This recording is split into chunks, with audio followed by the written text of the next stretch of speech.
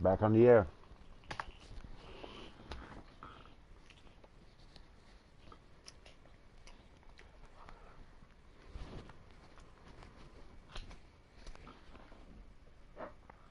Tired of this game crashing on me, man.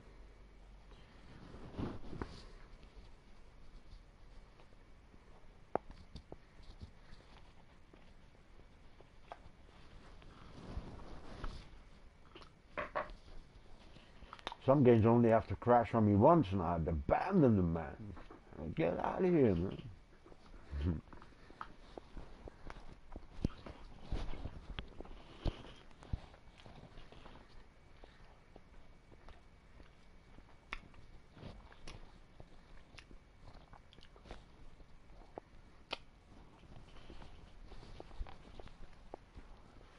What?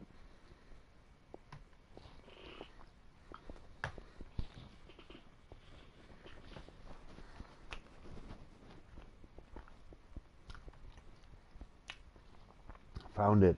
Found my own video. It's out there.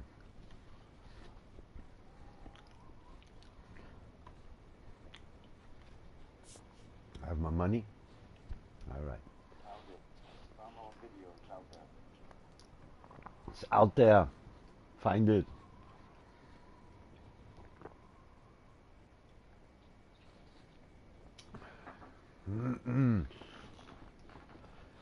Same old, same old.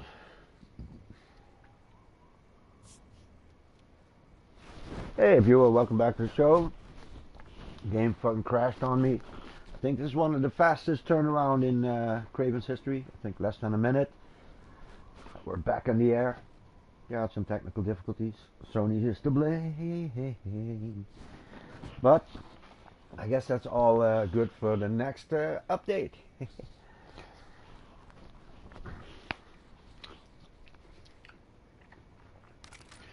The warfare.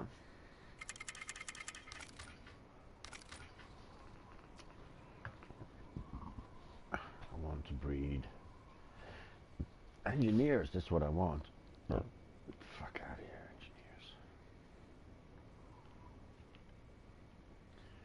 And why is that a one score? Oh, okay, go. Le Flemmer. And the engineer, which I'll exchange for the ranger. These are the two that I want to.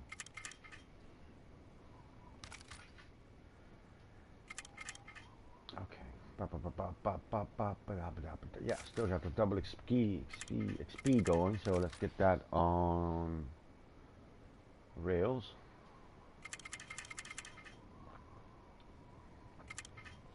Just lots of tear gas.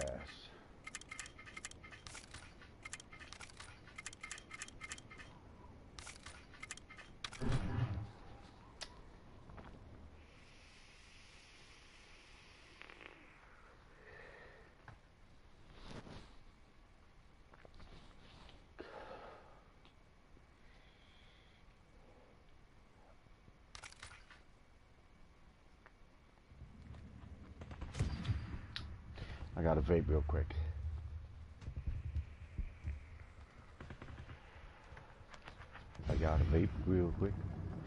Bop.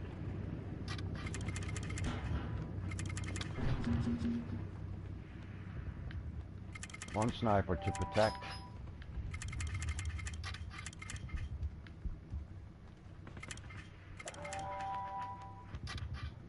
What are you doing? Okay, so I have to do.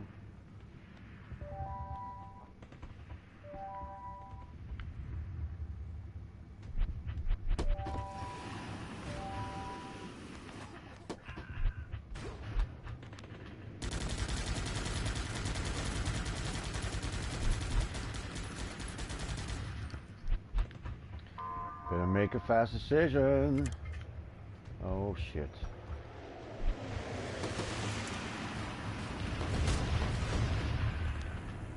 Nothing. Absolutely nothing.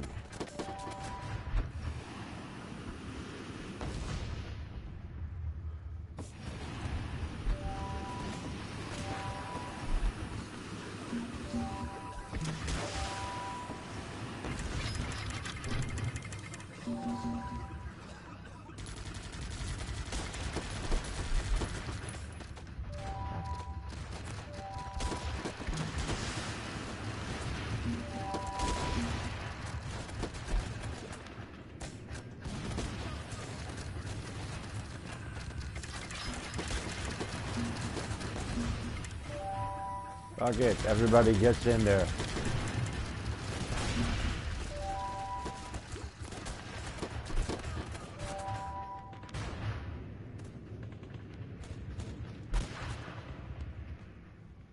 Wait.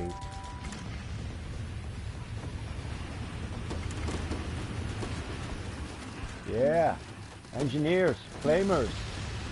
Oh shit. Oh, stay alive, engineer. Stay with me.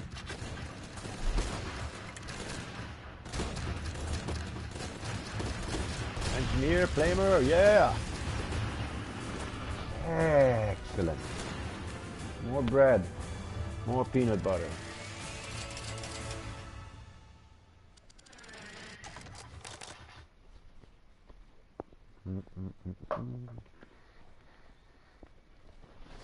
Don't crash on me.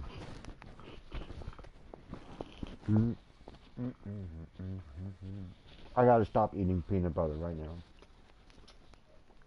It's getting too much. Getting too much on peanut butter sandwich tonight.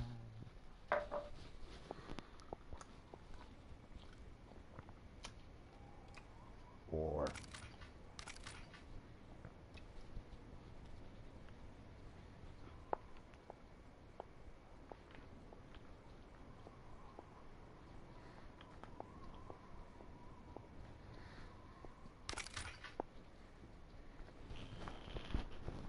yeah, man.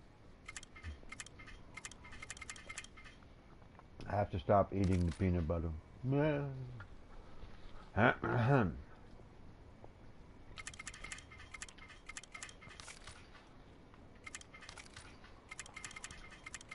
Tear gas. Tear gas is the best. And I would like a focus fire right now.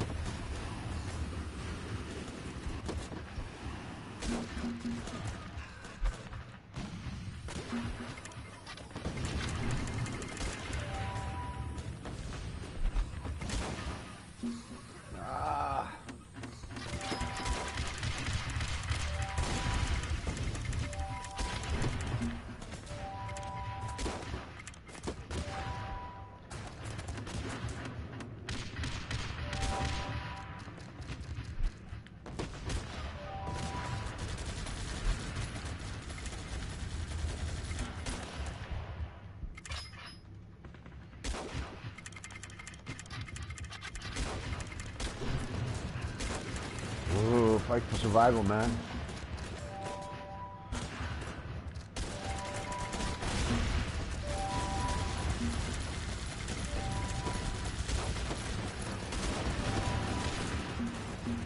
Go, go, go, go! Yeah, flamer up.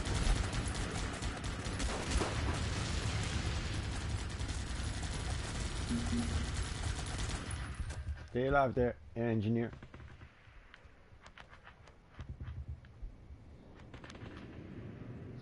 More units, please.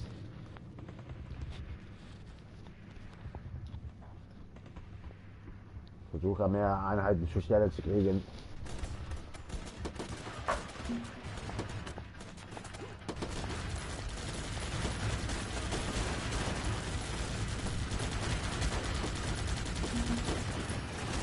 Oh yeah. Hold your fire.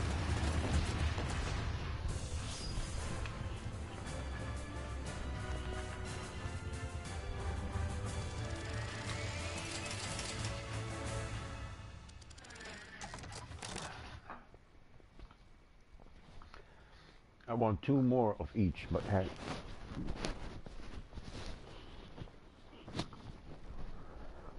I gotta stop throwing in the sniper and the machine gunner.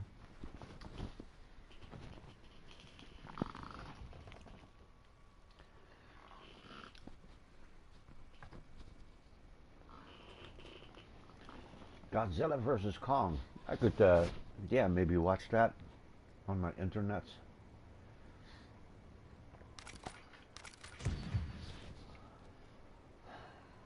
I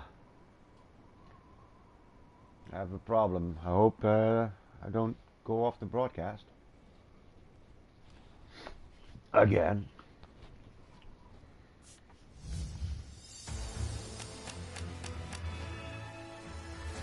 But that's good. These are good things. Yes.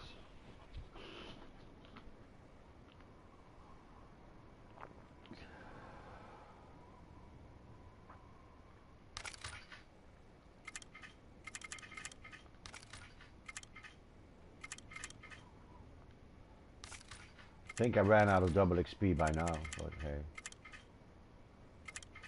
Then it's all tear gas, right? Yeah. It's all tear gas. All tear gas. Fucking awesome.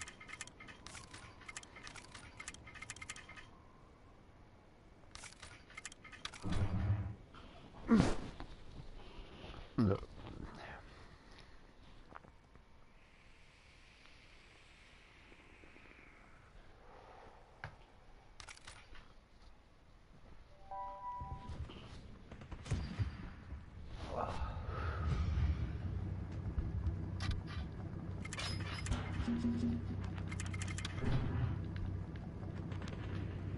Tank.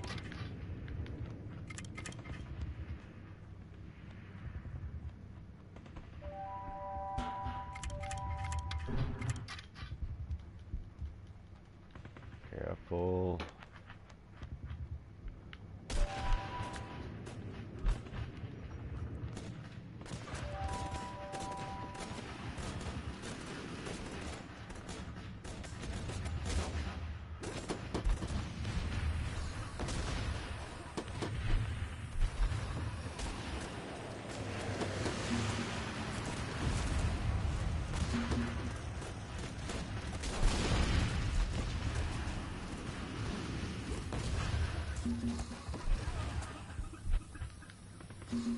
Great.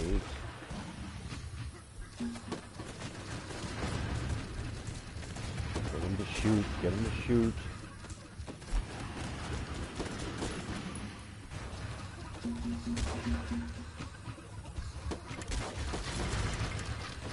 Fuck it.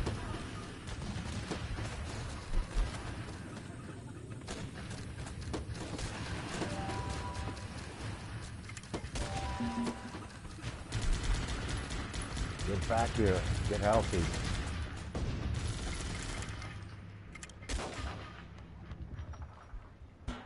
Fucking cool, man.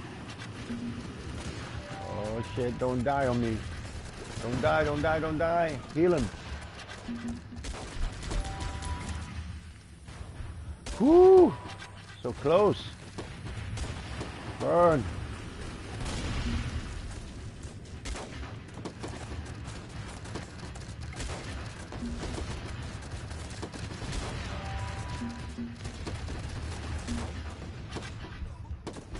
Good stuff. Come on, Silver up. Come on.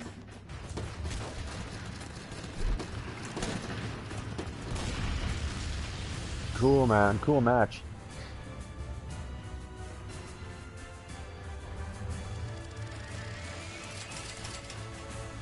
All right. That's what I'm talking about.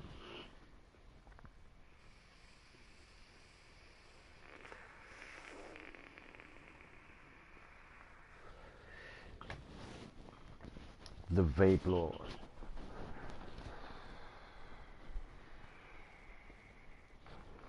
Oh boy.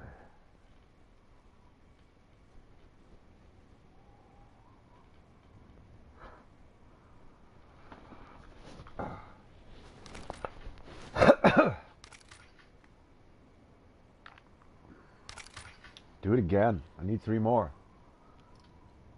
3 engineers or flamers. That's what I want. All tear gas.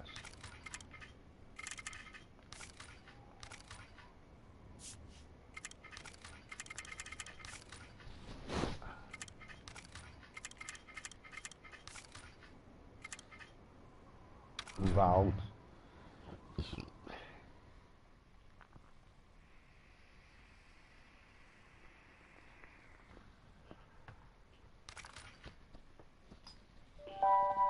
We move.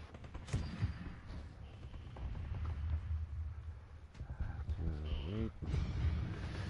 Over an hour. Wait. So one of you and one of you. Good. Holy shit. How am I ever going to protect him?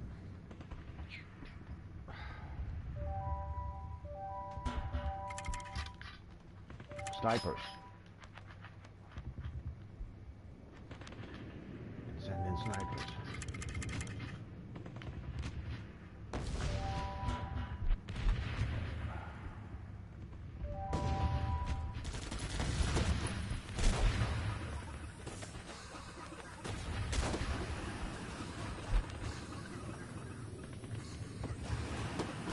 Useless. It's useless. Don't do it.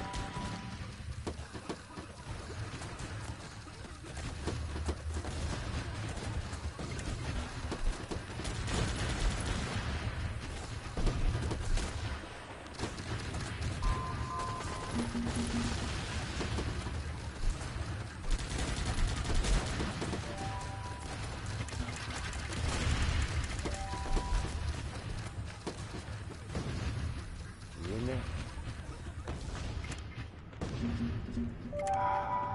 Who do I got? What do I have here? Just an engineer? 2 engineers. Okay. 2 engineers it is.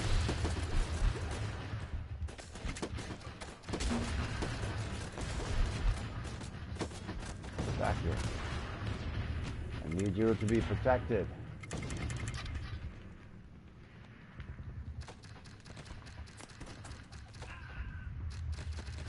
Insane.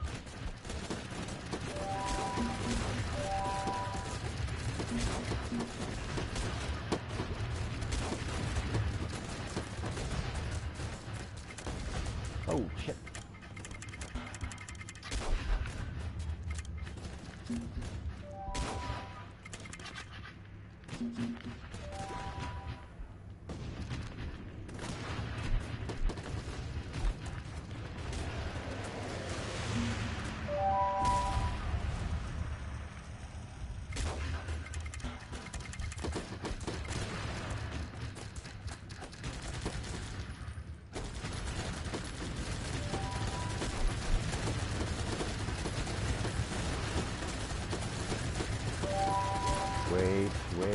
Wait, and hold them back.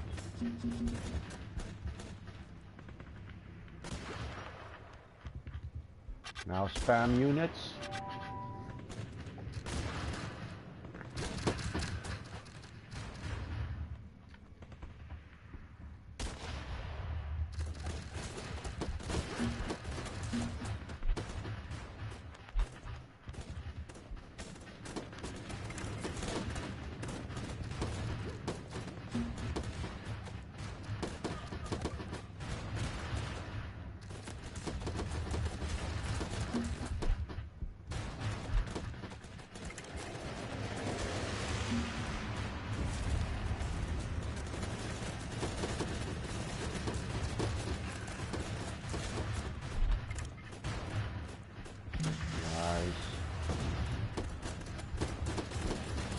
Lovely.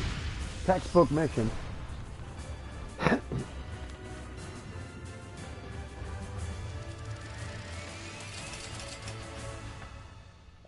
Looking good. Food by swapping. I need another medic. So what? You are going out.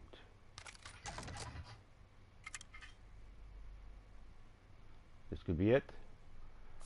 Let's play. Another CPU defense. I think I can handle that.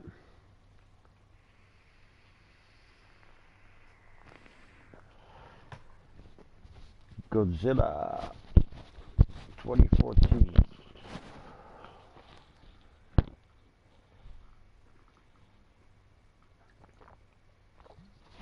Versus Genghis Kong.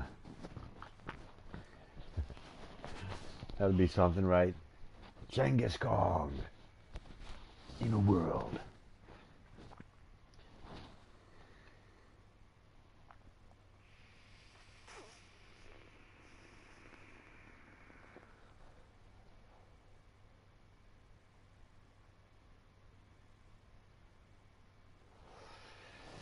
Yeah, well, I don't have shit to say at the moment. I'm ready to do some CPU defense. It's in the evening. Godzilla.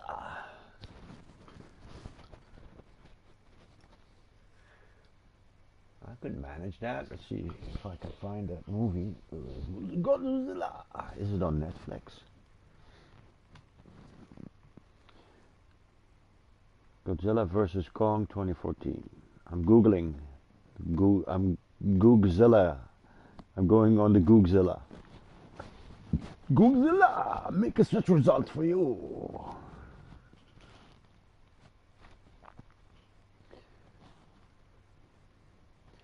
It's on YouTube. But is it on Netflix? Netflix.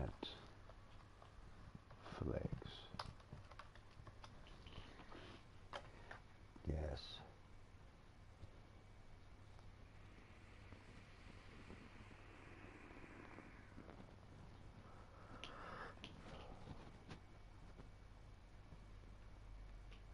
Futuristische trailer van de nieuwe Netflix-serie. There's something there on the Netflix for Godzilla. Worthwhile checking it out. We fight.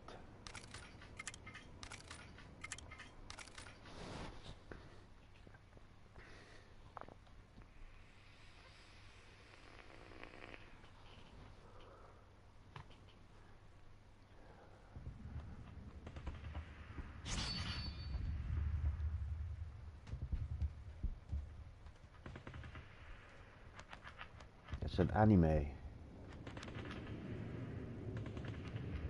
think I saw that. After Godzilla out of 2014. Oh.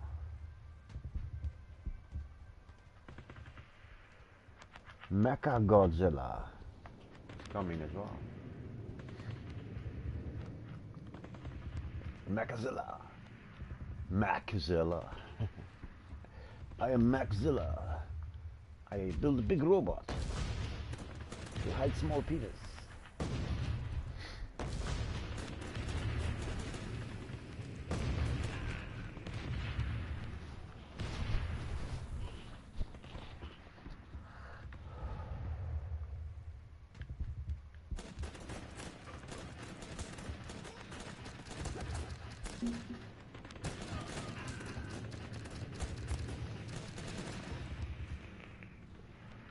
Way to go, wave 2.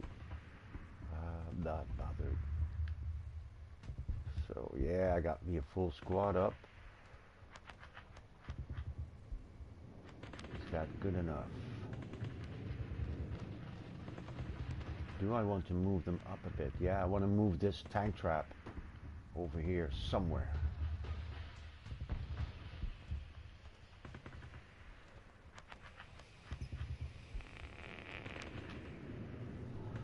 Well, that obviously didn't go very well.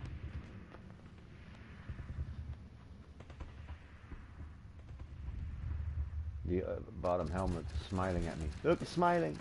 Cool. That bottom helmet was smiling at me. Finally. Peace. Quiet.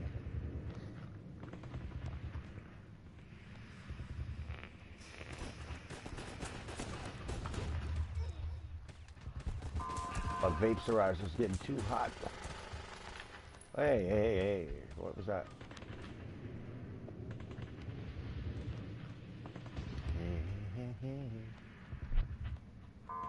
They're protecting a good bit. Hey, passports, please.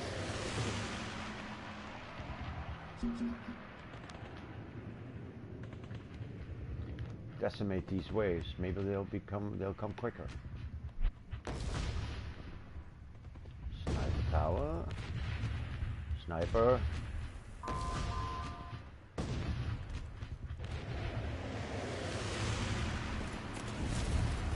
Oh, my sharpshooters. They'll be alright. Nope. They just have died us.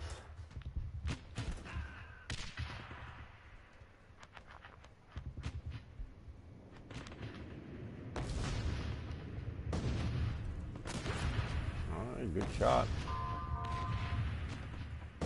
Good shooting.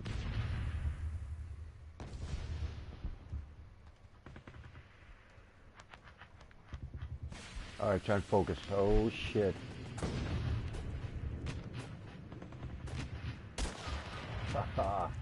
Took out a sniper. He took, now that guy's leaving. No.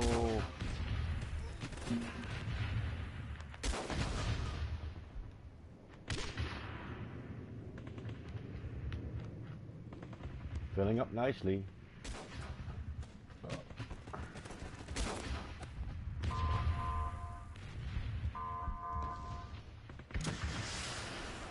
Okay. He's still trying to kill that sniper. Come on, sniper. Called sniper number 9.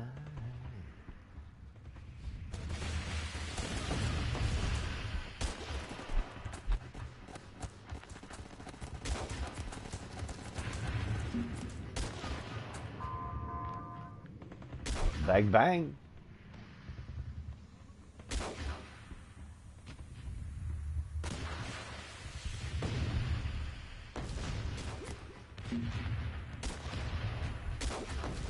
Bang, bang. Hey, what's this sniper doing? Is he going to take position? That'd be awesome. Take your position, sniper. Excellent.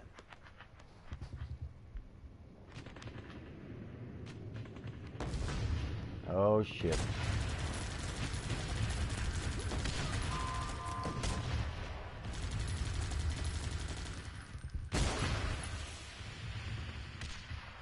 What? Oh, big shots.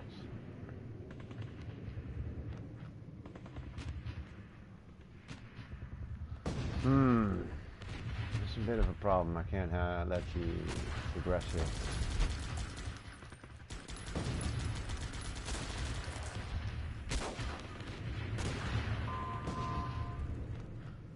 All right. Tip of the spear. Passports, please. Passports, please.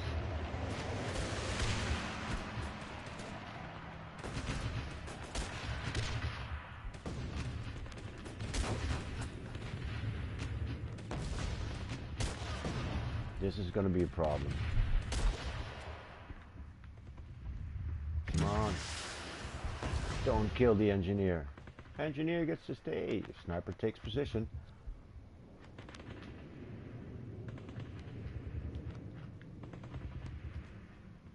Excellent, man.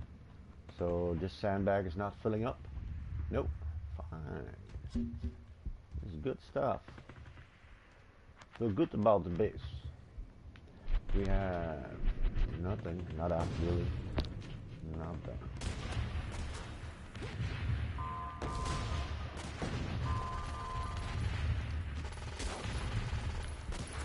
Oh wow, people are trying to get in the base.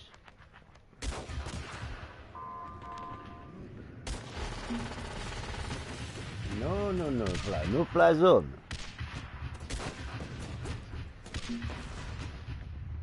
You have to understand, there's no fly zone for you.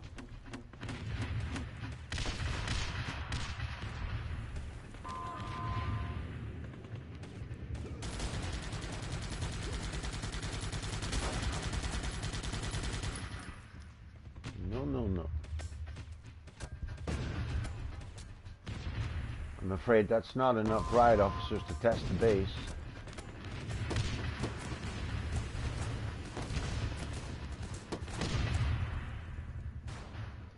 Alrighty then.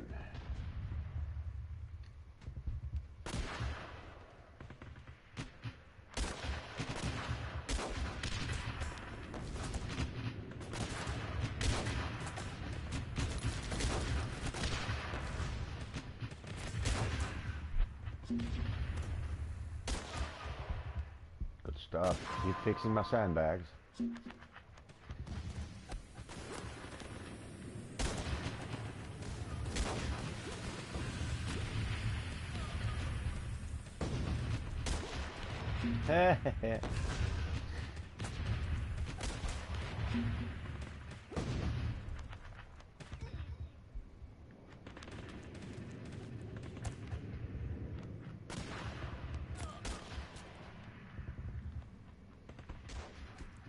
That's more of a challenge, yeah.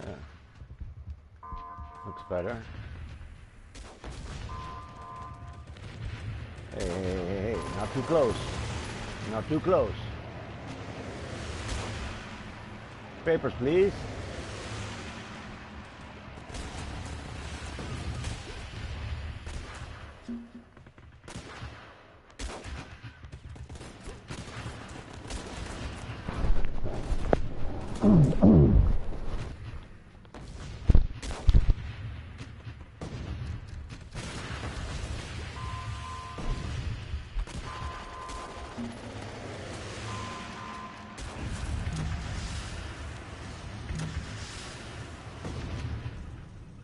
Did you miss me?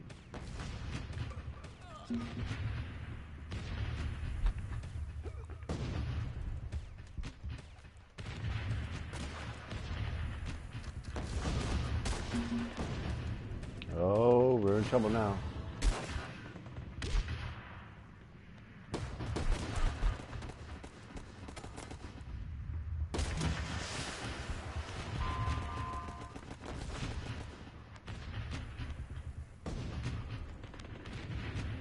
What is he doing?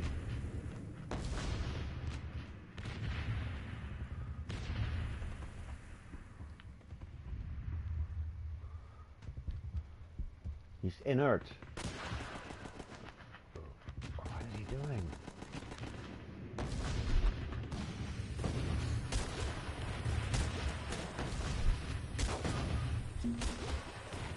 Ah, to get in there quick, man. Prevent that shit.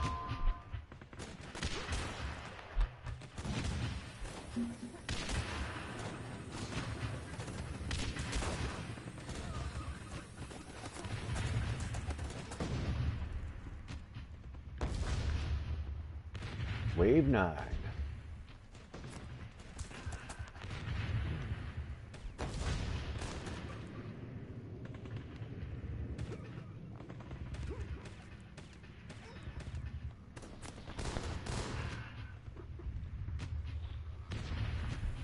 Oh.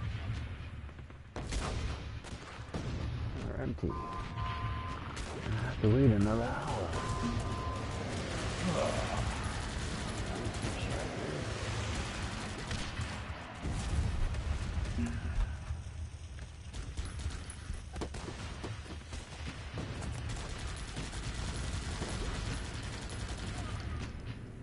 Cool shit.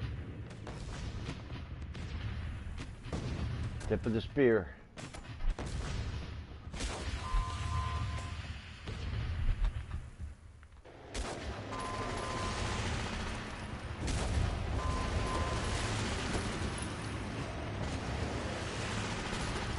No, no, no, no, no.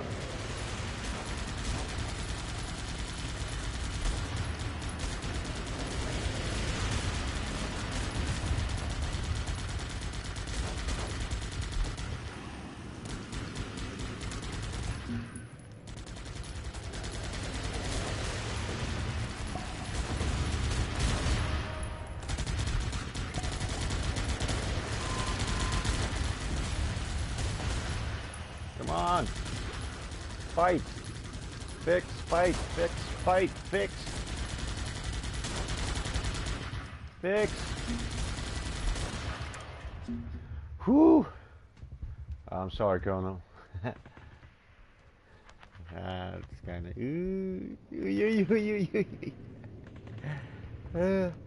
whew.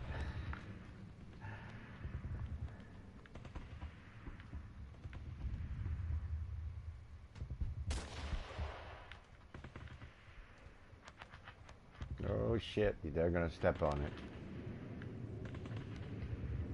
They're gonna step on it. Come on, Colonel. Yeah, get the flamer. Good shot. Oh. The mustache took him airborne. No, no, no, no. No, no, no, no, no. Come on, help your buddy, surgeon. Go in there, help him. Come on, help your surgeon buddy, surgeon. Help him. Oh.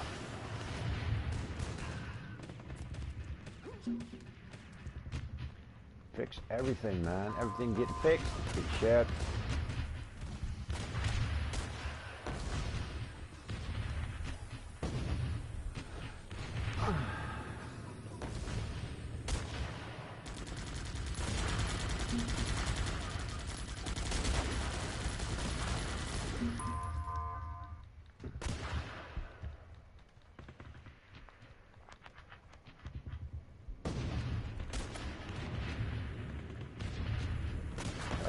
Okay, I think that's enough, right?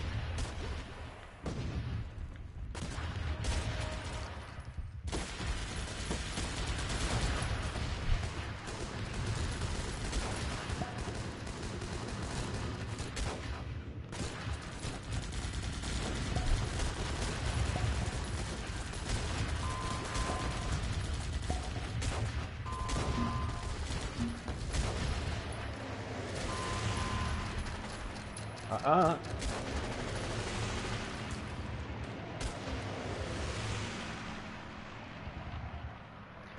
Six minutes to go.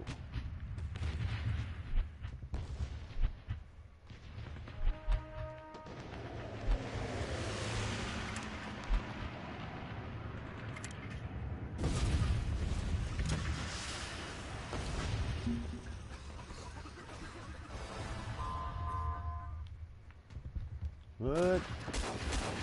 No, not my engineer. Oh, shit. Come on, fix him, fix him, fix him. Fix my fixer. Oh, they're gone. They're out.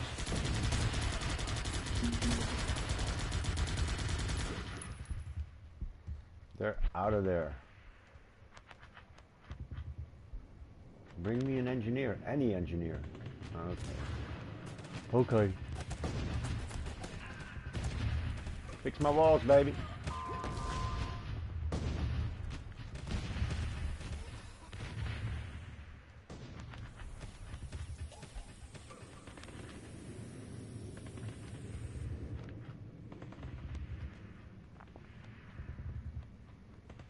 Come to my lair.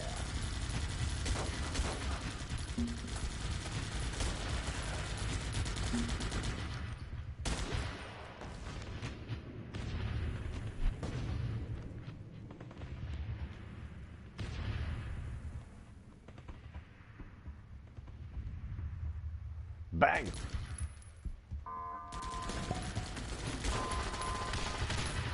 No, no, no, no. No, no, no, no. One getting through.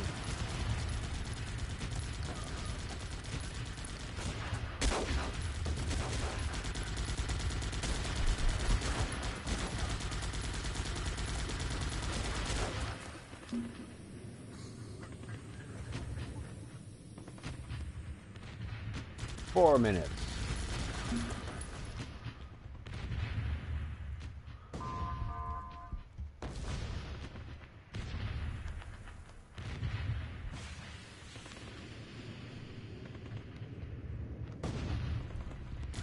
No problem. What? What? Shit.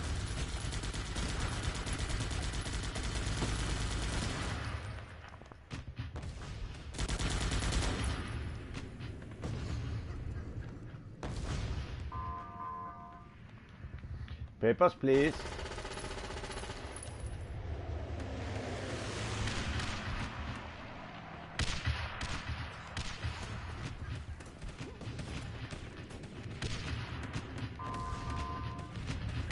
Papers, please.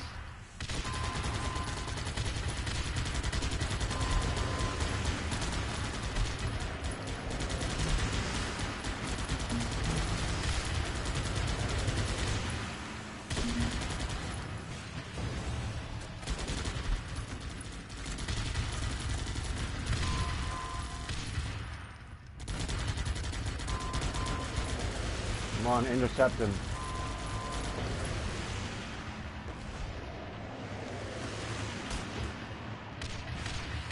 No, flamer. The flamer's way too exposed. Too exposed.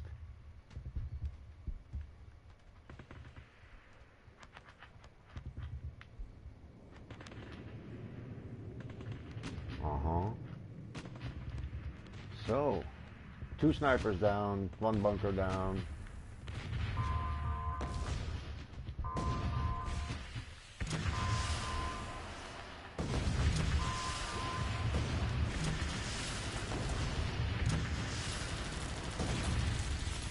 Cool shit, right?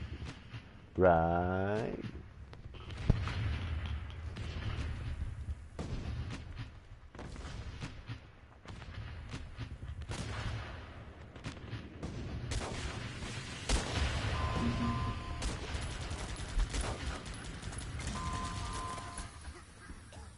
Exit flamer.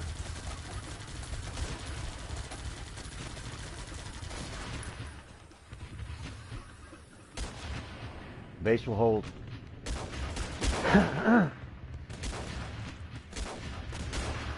The base will hold. Oh shit, maybe not.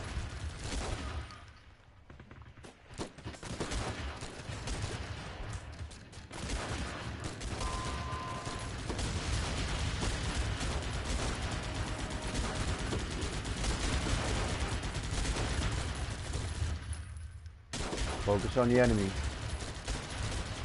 That definitely leaves better angling. Tank trap and angle the bunker better.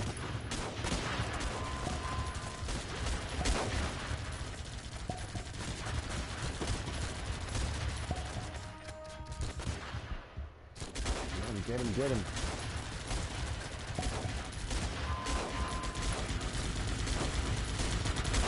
Kill the riot guy, kill him. Kill him dead.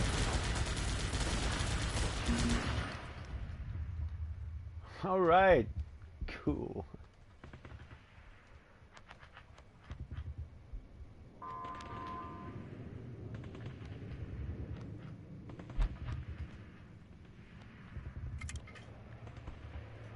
Bit late.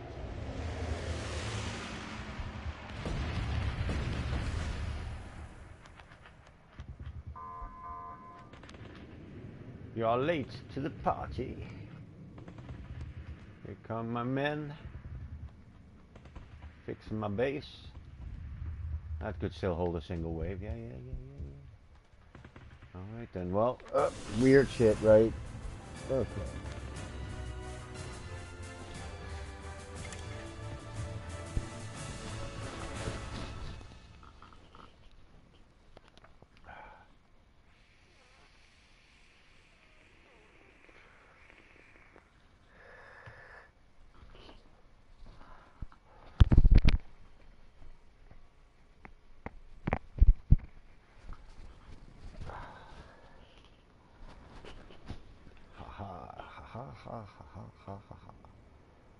Then what? Now what?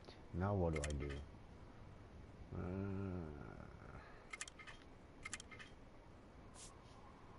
Oh yeah, I angle out. I do the things I need to do. Angle you out.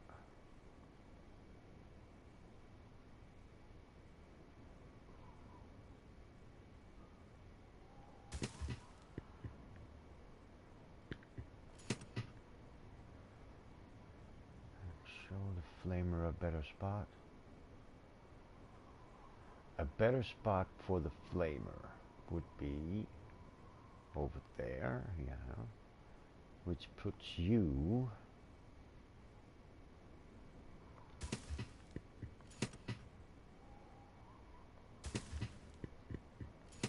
over here.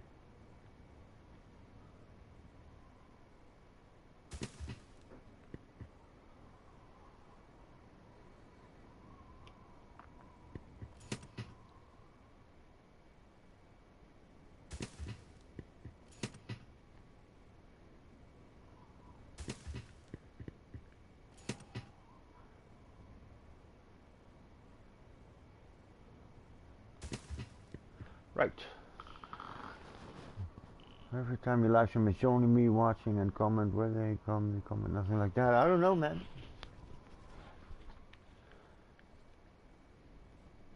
I honestly don't know.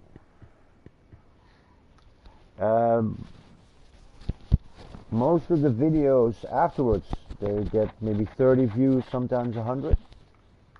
So you gotta keep at it, man. Word will spread around. Hey, man, it's a guy, live streams. You know.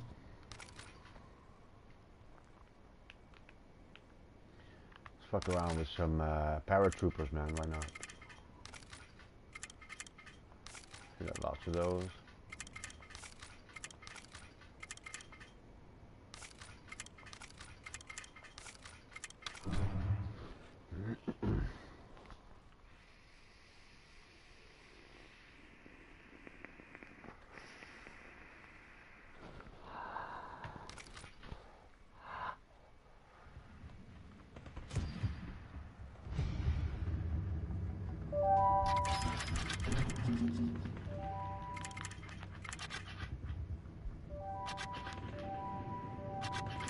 Guy's not gonna know what hit him.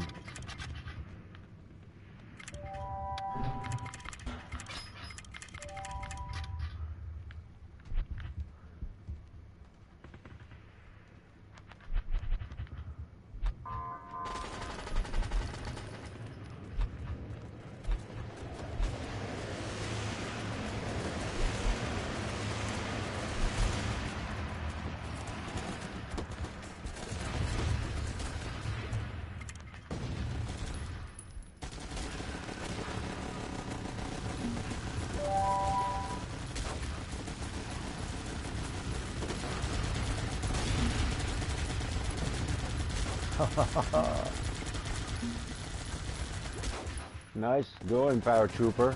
Look at him go.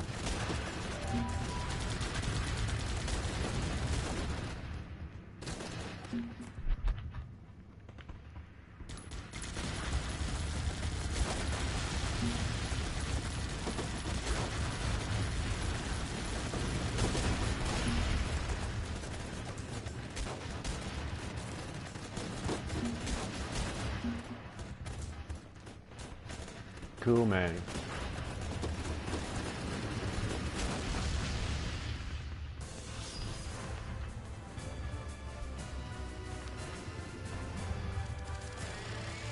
Grind some XP.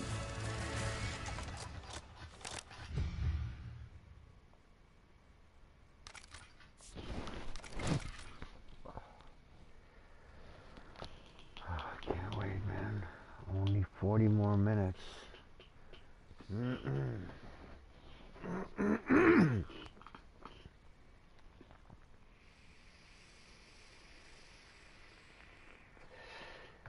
So CPU defense is about 20 minutes. Let's do 2 CPU defenses. Oh, fine. I don't know. It better be right. It better be right. Here we go. Wave 142. Oh yeah. Welcome to the show, viewer. Drop a comment, you're gonna get a shout out. You jumped in just in time for the 142nd defense wave. So let's have another look at the base.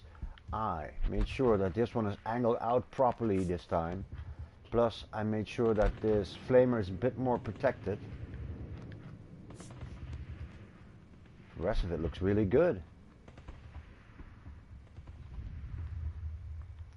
So, what are you bringing me today? Excellent. More riots, guys. More riots.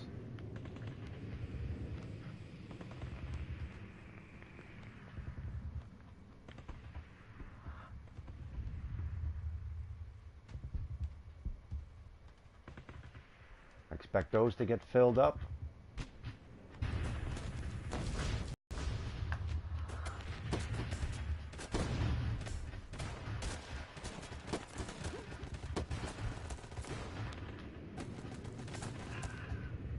I want these riot guys to come on in. Oh, right.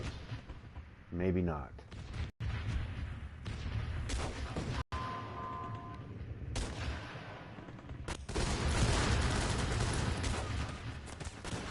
Yeah, this can be problematic.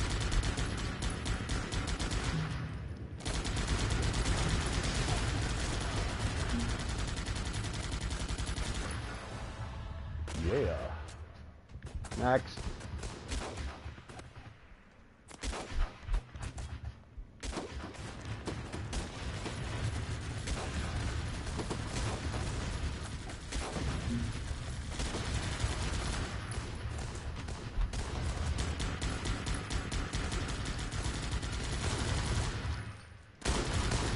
Damn surgeons.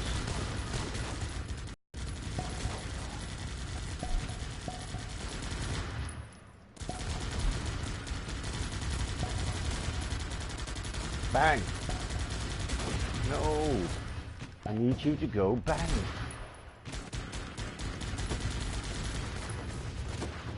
Go bang. Better. Good shit, right?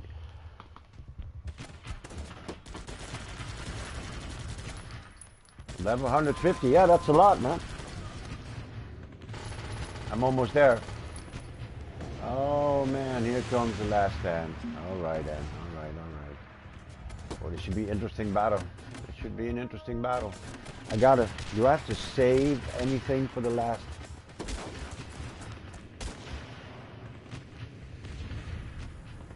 Can I spend my specials? Can I?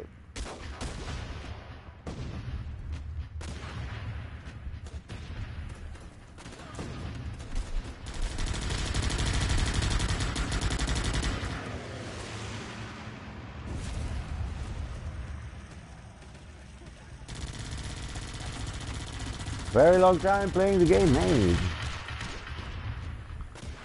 Joe Rogan's got a podcast. It's gonna be cool. Let's watch it.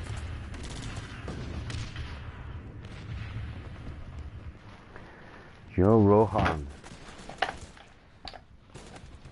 Joe Rogan. Talk some shit.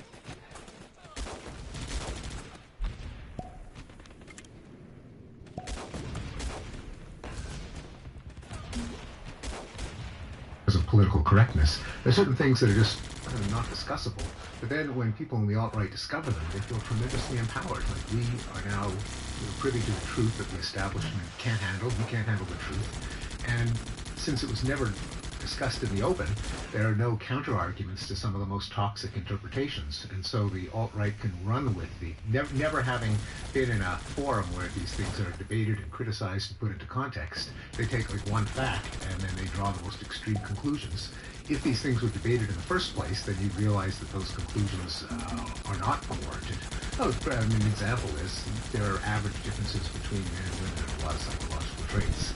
Now, if that's, and that's often quite taboo in intellectual circles for, I think, bizarre reasons.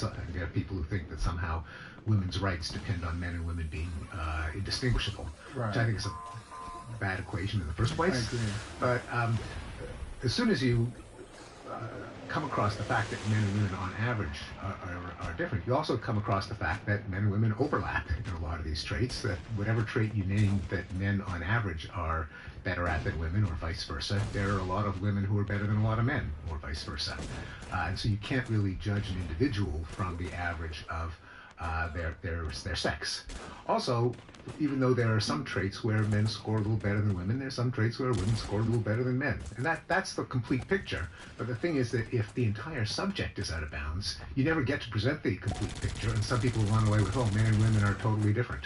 What are your thoughts on how the subject got out of bounds? Because it's very confusing to me that certain subjects like the differences between genders are so taboo when they seem so obvious. I mean, you just could go to a mall and just look at the way the men dress and the women dress, and well, there's some obvious distinctions here. Right. Can you? There's a history to it, right? Because there were a lot of cockamamie theories in the 19th century and a lot of the 20th century that that men were intellectual and women were not, and women were governed by their emotions, and if women thought too much, it would take blood away from their ovaries and their womb, and they wouldn't be fertile, and they'd be all miserable. I mean, really, like, crazy stuff. And as a reaction to that, in the 70s, when the second wave of feminism became prominent, it became almost an article of faith that there were no differences between men and women. And so if you say that there are differences between men and women, you're sending women back to the kitchen and the nursery. Now, this is a total non sequitur, because fairness is not the same as sameness. So obviously women should have equal rights to men, whether or not they're exact copies of men or have a distinctive profile, as men have a distinct profile. So I think it was just a mistake to conflate the issue of women's rights with men and women being identical. But that's the way it kind of shook out, and it became kind of an article of faith in a lot of, in some feminists, some kind of left liberal circles, that men and women have to be identical. If they aren't, then means you're a traitor to women's equality. Yeah, and articles of faith are always dangerous. Always dangerous. Especially in that regard. Articles of fairness are always important. I mean, being fair to each other. But being fair is also recognizing differences. That's right, and not assuming that any difference is a deficiency. Right. I mean, if you're really doing an honest comparison of the differences between men and women, men wouldn't come out looking so good. Yeah, right. And yeah, I have a whole bit about that in my act. When we're looking at the reaction to this, though, what was strange to me was how many people seemed like they wanted to jump on board and criticize you, and I think a lot of it is almost like to take away some of the potential criticism of themselves. Like, it's instant claiming of the moral high ground, virtue signaling, and it's just very disappointing when you see this from intellectuals and college professors and people that should know better. I mean, to be fair, I did not get into much trouble from my peers and among professors and grad students and so on. There are a couple of trolls who ran with it, but by and large, the mainstream reaction was that this is almost a sign of, as the New York Times put it, that social media is making us stupid. Yeah, that was the article, the cover, the name of the title of the article in the Times. Yeah, so it was. So by and large, I came out of it okay, but it was a real indication of how these logs of outrage can corrupt any kind of intelligent discourse. Yeah, well, subtle discussions, the discussions that involve nuance, like complicated issues that are they're complex. They require a long sort of description of the issue and a very complex sort of take on these various differences between men and women and the alt-right and the left and political correctness. These are long discussions. I mean, these aren't something that you can smash into a very short soundbite and completely cover your take on things. All the more reason that they shouldn't be taboo, because if you can't discuss them, then the only interpretation you're going to have is a simplistic one. If you bring them out in the open, then you can start to have that discussion.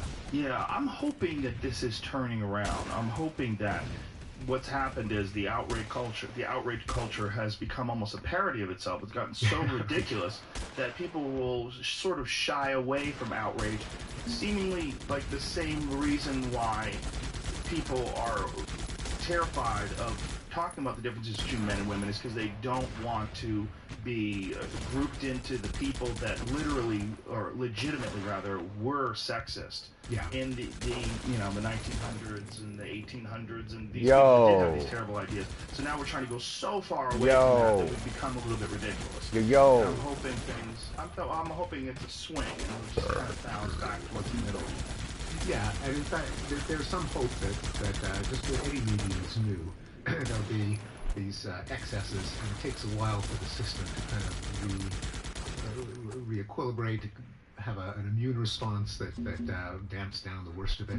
I mean, I've been on the internet a long time, and in the 80s, when it was mainly academics and computer scientists who were on the internet, there were these discussion groups. This was before the World Wide Web, so it was all text.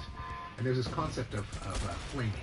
Yeah, I don't know if the word is it Flame Wars. Flame Wars. Those were great. Those were good old days. Well, it came from the.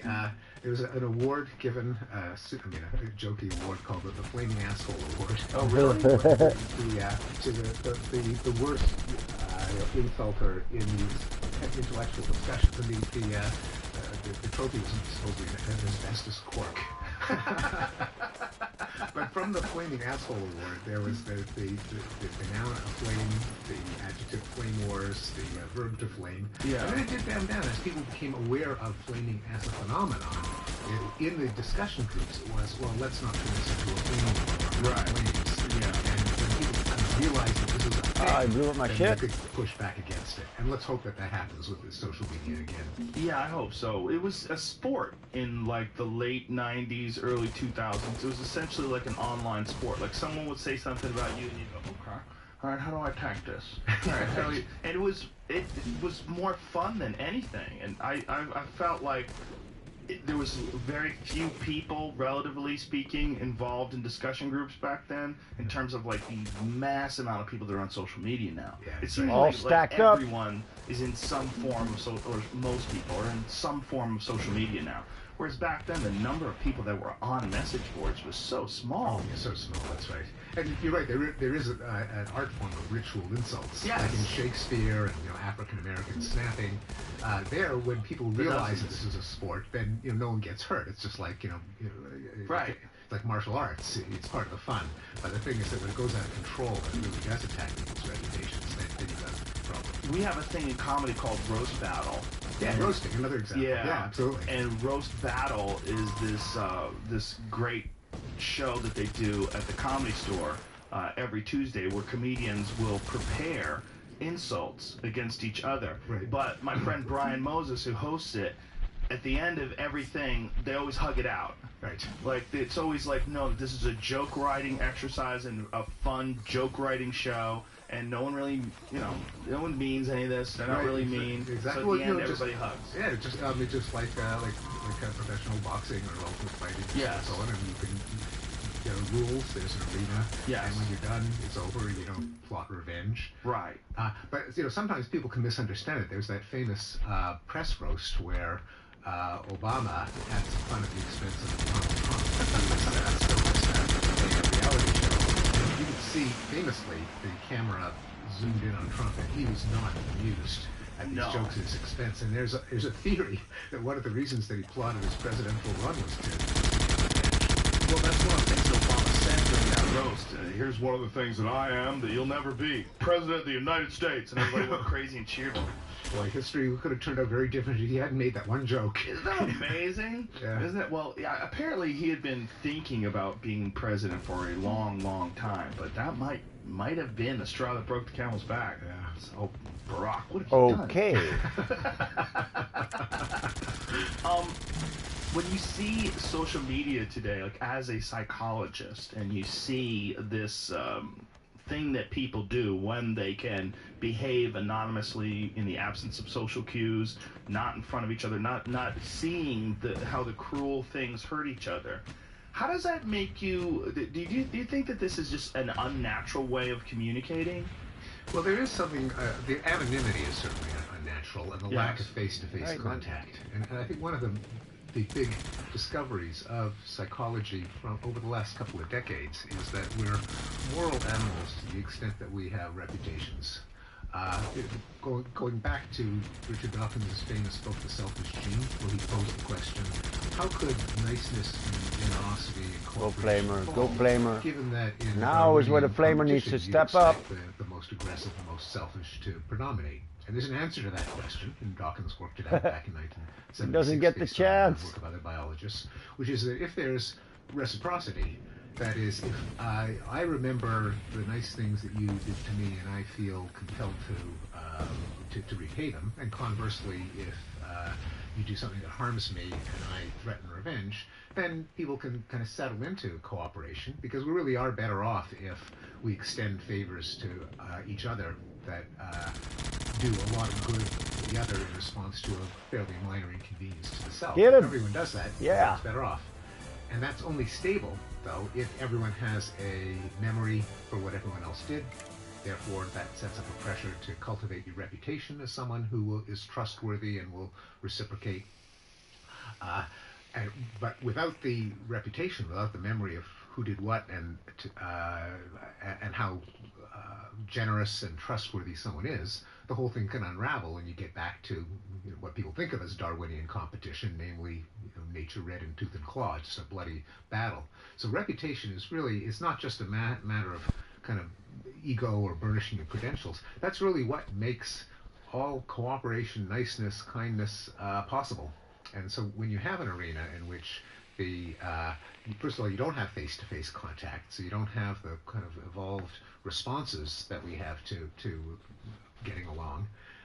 Namely, it's a big deal to insult someone to their face, and people do it, but you got to do it very carefully. You take that away, and it's just typing a bunch of characters at a keyboard, and especially if the person doing the typing has a handle, they're just anonymous, then that kind of eliminates some of the constraints on civility and generosity and maintaining a reputation as a credible cooperator.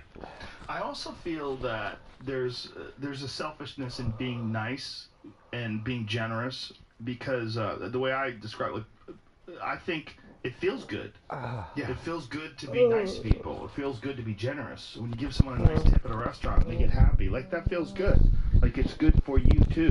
Like, it's not just a one-way street. Well, it's kind of a benign selfishness, but Yeah. it's a kind. I mean, that is, although it's not. The irony is that it can't just really be calculating. If it's really that I just do exactly as much that gets me gratitude and recognition, then other people see through that. Right. And so the paradox is that it's kind of got to be sincere for it to be credible to someone else. Yeah. So the most effective way to prove to someone else that you're a nice guy is to actually be a nice guy. Yeah. Because if you're just calculating, if you're just doing the bare minimum you can get away with, then since we're pretty good, we're all pretty good intuitive psychologists. Yeah. We're always kind of thinking, did he really mean it? Is he just kind of kissing up? Is he trying to get, curry favors? And we see through that. Yeah. It's the person who actually isn't doing that calculation that we really admire and respect. Right. It's very unusual. It's one of the reasons why we admire. Like, let's listen to some more Joe Rogan. realistic person. Yeah, Like, I mean, it's kind of very like rare. the marketplace of reputations kind of can select for true niceness and goodness Yes. if you've got enough information and enough interactions. I mean, here's a crude analogy. So in the business world, you can have cutthroat fly-by-night businesses that just try to squeeze eliminate everything out them of as quickly as customers possible. and then, take off as soon as the cheating is discovered. They don't last very long. They don't actually make a lot of money. It's often the companies that will take back the product, no questions asked, even if they lose a little bit of money, but they earn the loyalty of their customers.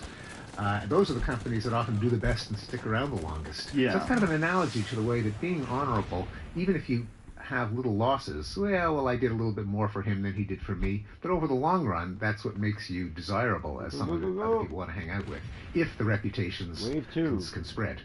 Yeah, it's kind of amazing if you think about how cherished true generosity and kindness, how cherished they are.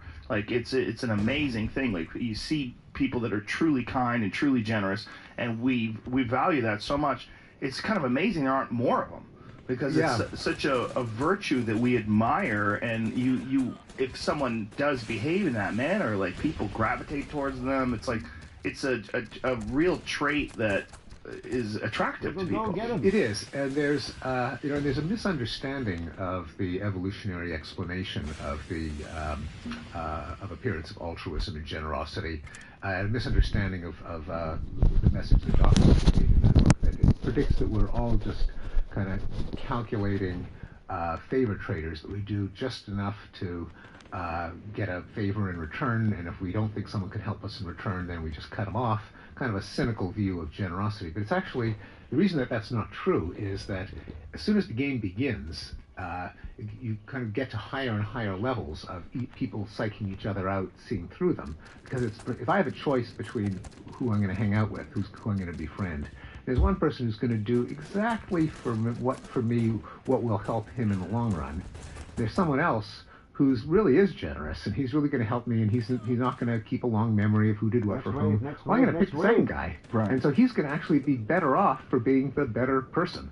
Now you can take that to an extreme and predict that it means that we're all infinitely generous, which of course we're not. And so there's a kind of a trade-off, an equilibrium between not being a total a sucker, or not giving so much away that you just harm yourself in the long run, and being the kind of person who is generous and honest enough that other people want to affiliate with them. And the reality is that all of us are probably mixtures. I mean, we're not cutthroat sociopaths, most of us, though some of us are, nor are we total saints, self-sacrificing saints. We're somewhere in between, and different people are at different points in that continuum. When you look at social media and you look at the nastiness that's so common, and obviously in some ways it's got to be connected to the ability to be anonymous.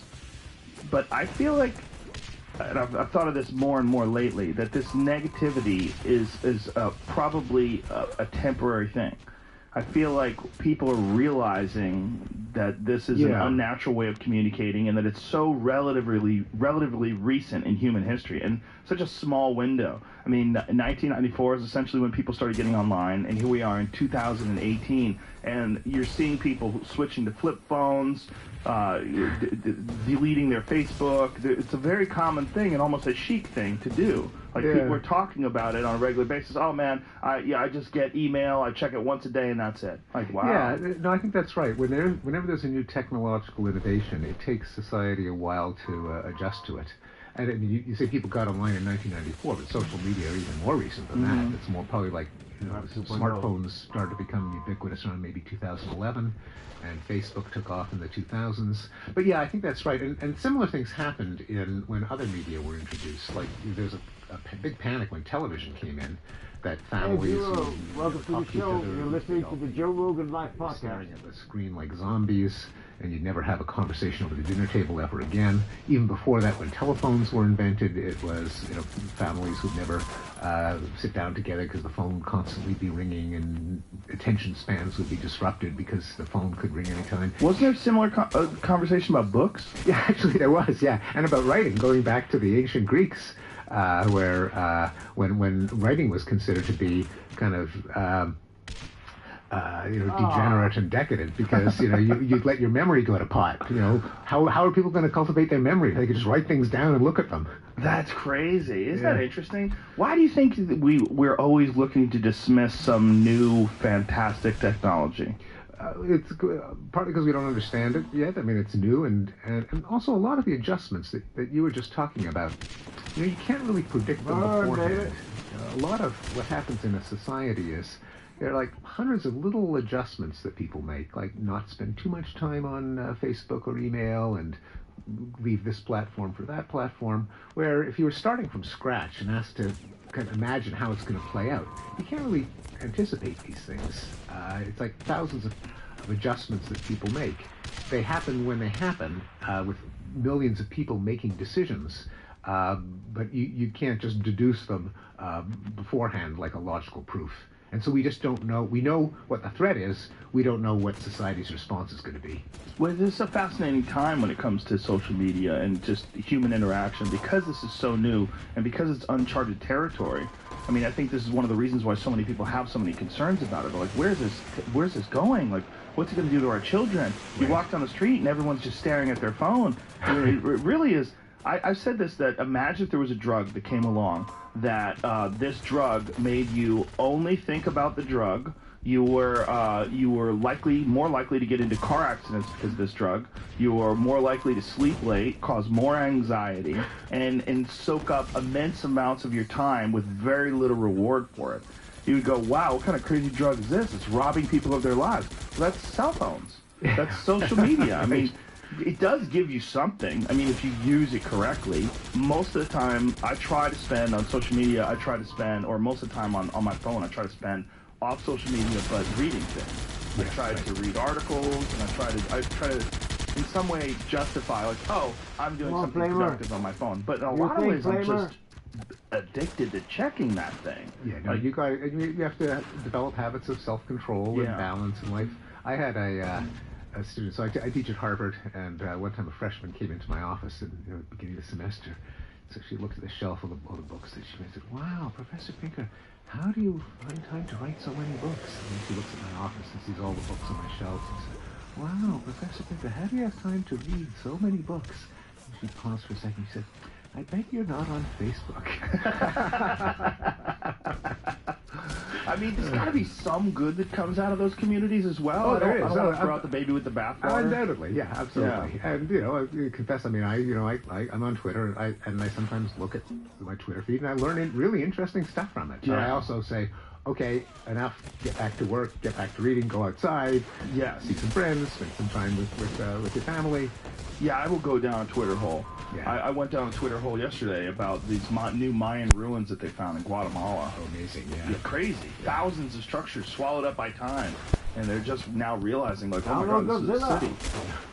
Amazing stuff. So that stuff's good. Yeah. Download all of Godzilla. That's a big download, man. The balance between getting the advantages without the disadvantages. Well, it's just so new. Yeah. Exactly.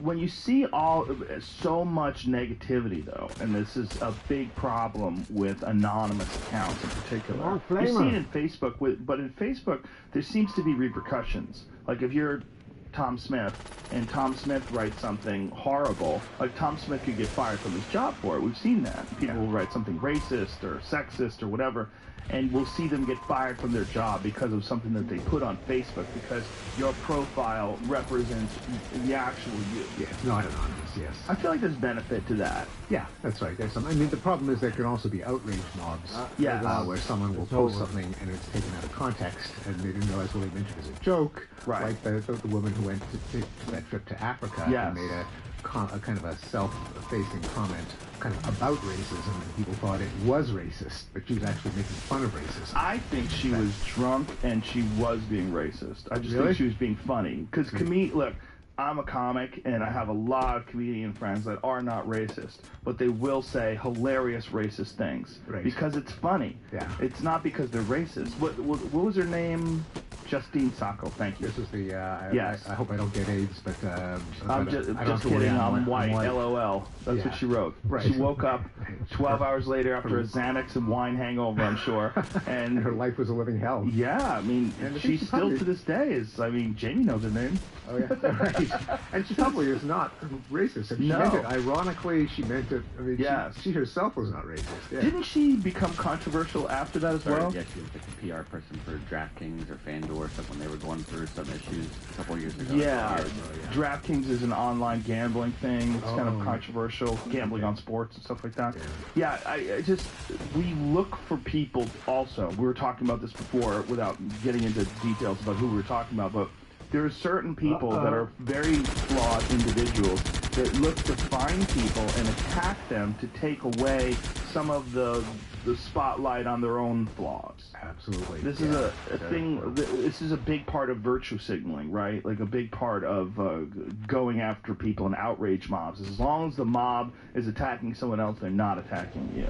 That's right. Yeah, that's right. And there's an interesting question over history. How do some of these, sometimes called extraordinary popular delusions and the madness of crowds, tulip bulb mania in Holland in the 17th century. What's that? Oh, there's this kind of bubble where people started to outbid each other on tulip bulbs, and the price of a single tulip bulb went like through the roof, and then it suddenly crashed. People lost fortunes because everyone was expecting everyone else to keep bidding up the price. But the tulip bulbs. Tulip bulb mania Just went nutty. But then there were also, witch hunts where a woman would be accused of sinking a ship or causing a crop failure or making someone's child get sick. There are the pogroms in Europe where Jews were accused of poisoning the wells or killing Christian boys to make matzah out of their blood. There are the lynchings in the American South where African Americans were accused of raping a woman and based on just a rumored spreading, and then they'd be tortured and hanged. There's the McCarthy era. There's the daycare satanic ritual abuse mania of the 1980s, where these daycare workers were accused basically by coaching kids to embellish these fantastic stories of how they were sexually molested and tortured and forced to take part in satanic rituals. I mean, all totally nonsense. And people went to jail. Yeah. So the interesting question is, how do people kind of lose their collective minds every once in a while in history?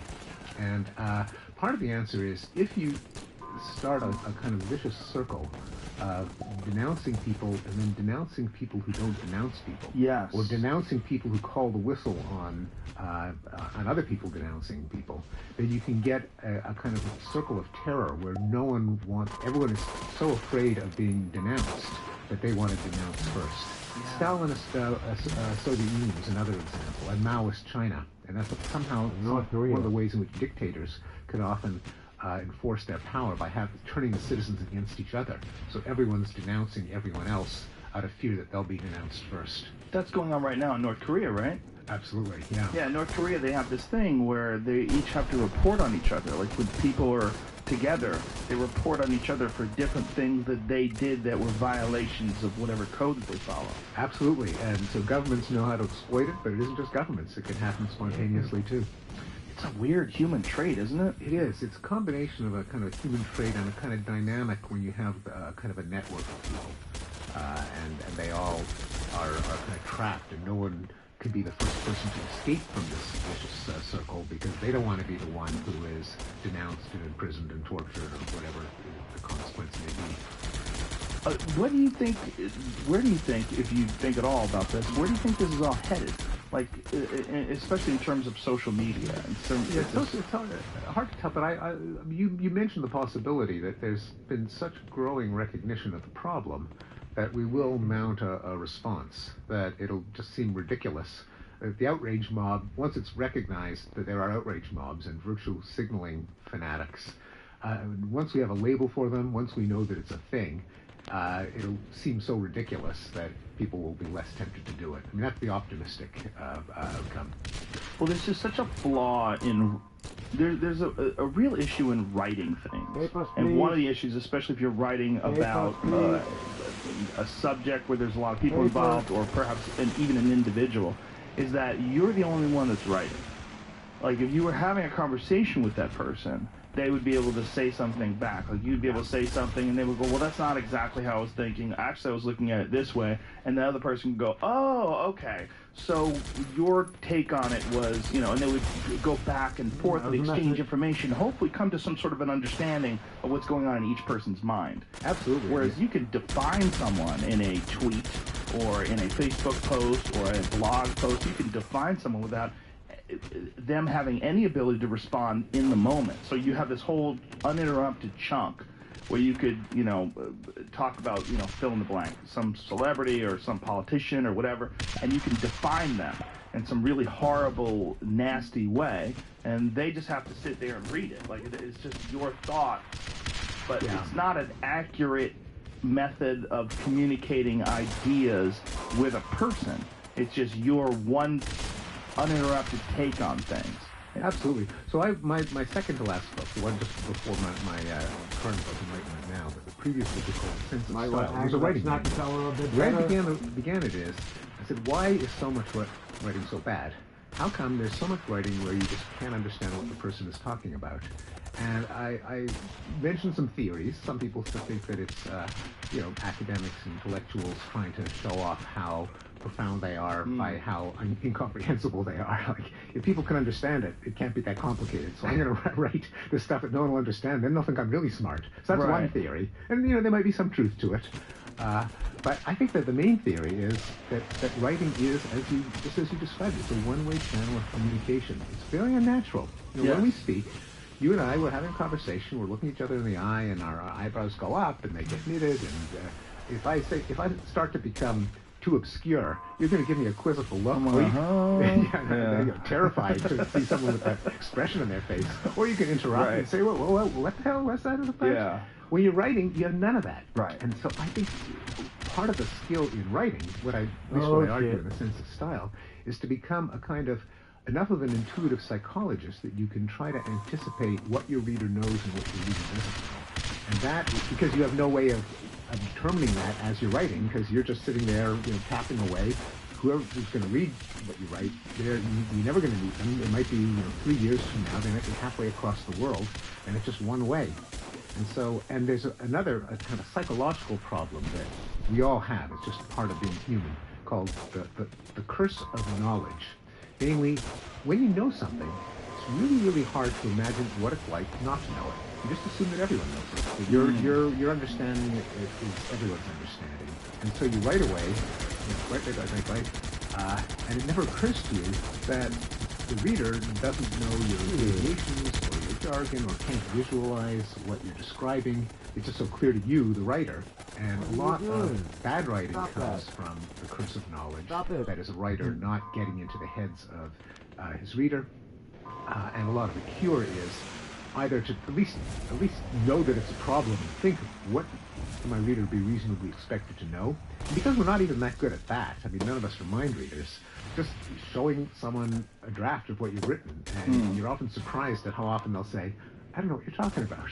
Maybe that's what we should force people to do with Twitter. Maybe we should have, like, a team of people that you send your tweet to. Yes. Like a circle of confidants. Well, that's the way it works in publishing. You have an editor. Right. In academia, you got peer review. Before it's published, they send it out to other people just like you, and they write a little review, and you've got to modify it if it doesn't make any sense. Right. So if Justine Sacco had sent that to a team of confidants, they would have went, "No, Justine, don't write that. I'm sorry, I'm on a plane, I'm drunk. Yeah. I'll call you from Africa." Well, this is, one of the big themes in my new book, Enlightenment Now, is how is it that we're simultaneously getting smarter, but also seem to be getting stupider? Why do you think? So I think part of it is that none of us individually are that smart. We all, and cognitive psychologists have shown that humans have all kinds of biases and fallacies. We reason from stereotypes. We assess risk by how easy it is to imagine something. So we're afraid of getting on a plane because it's very easy to imagine a plane crashing, and plane crashes make the news. We don't worry about texting while driving because there's never a headline on page one of 100 people who died in the past week because they texted while driving. So there are a lot of fallacies. What am I going to spend it on? The thing is, we as a species have done some amazing things. I mean, we discovered those Mayan buried cities. I mean, science is amazing, and because democracies are amazing. And it's because none of us solves the problem all by ourselves. We're part of a kind of collective brain that works by rules where all of the excesses of one person get kind of balanced out by other people. And that's why you have things like So I'm halfway of in a democracy, where instead of having a upgrading his supreme bunker. leader who just runs the country the way he wants, he's got to worry about the legislature and the courts and the judges and and impeachment and so on. In science, instead of having one genius announcing the way the world works, he or she has to subject himself to peer review and let other scientists criticize him or her. And whenever you get people acting intelligently, it's often because they belong to these institutions with rules that are designed to make up for idiocies of any individual. That's fascinating. I completely agree with that. That makes so much sense. I've also felt that there's not a lot. We have difficulties. Obviously, people have difficulties in this life. There's social difficulties, economic difficulties, but in terms of survival difficulties, it's way easier to get by today than it has ever been in human history. And I wonder if human beings have a need for adversity and complexity and problem solving and all these things that are less. They're less present today than ever before. I think things are just almost too simple. We've made it too easy. We've nerfed the world. And in doing so, it's easier to just kind of be dull-minded and drift through and follow the herd. The herd is so big, and there's so many people in the herd. If you just do what most of the people are doing, wear what most of the people are wearing, say the things most of the people say, you'll survive. And you'll survive, and you'll find some other dim-witted person to breed with, and you'll make dim-witted children. And I'm being dead serious. I think there's a certain, when you're dealing with this massive pack of humans, 300 plus million on a continent, there's so much. I've always said, like, if you have a group of people, if you're being very generous, and you have 100 people in a room, what are the odds that one of those people is a moron? It's 100% that one is going to be a moron. That leaves you with 3 million morons in the United States of America, if you're being really kind. And 3 million geniuses. Yes. Yeah, well, probably. I'm an optimist. I would like to think you're dealing with probably 6 million geniuses. Okay. You know, but my book is often described as a I'll be right back. of enlightenment now, because I have 75 graphs, almost all of which show the world getting better, including what some people think is the most incredible graph in the book on a phenomenon called the Flynn effect, which is that, believe it or not, I know most people do not, IQ scores have been rising for most of the last 100 years, about 3 points a decade. Now this, I know it seems totally unbelievable, but yeah, they discovered it when Flynn, the philosopher, discovered it when he realized that the people who make IQ tests have to keep renorming the tests to keep 100 as the average, because the average kept creeping up. It was like, gee, 110, well, that's what most people score. We say that the average is 100, we've got to adjust the scale downward. And Flynn realized, hey, wait a second, they keep doing this over and over again, that must mean the population's getting smarter.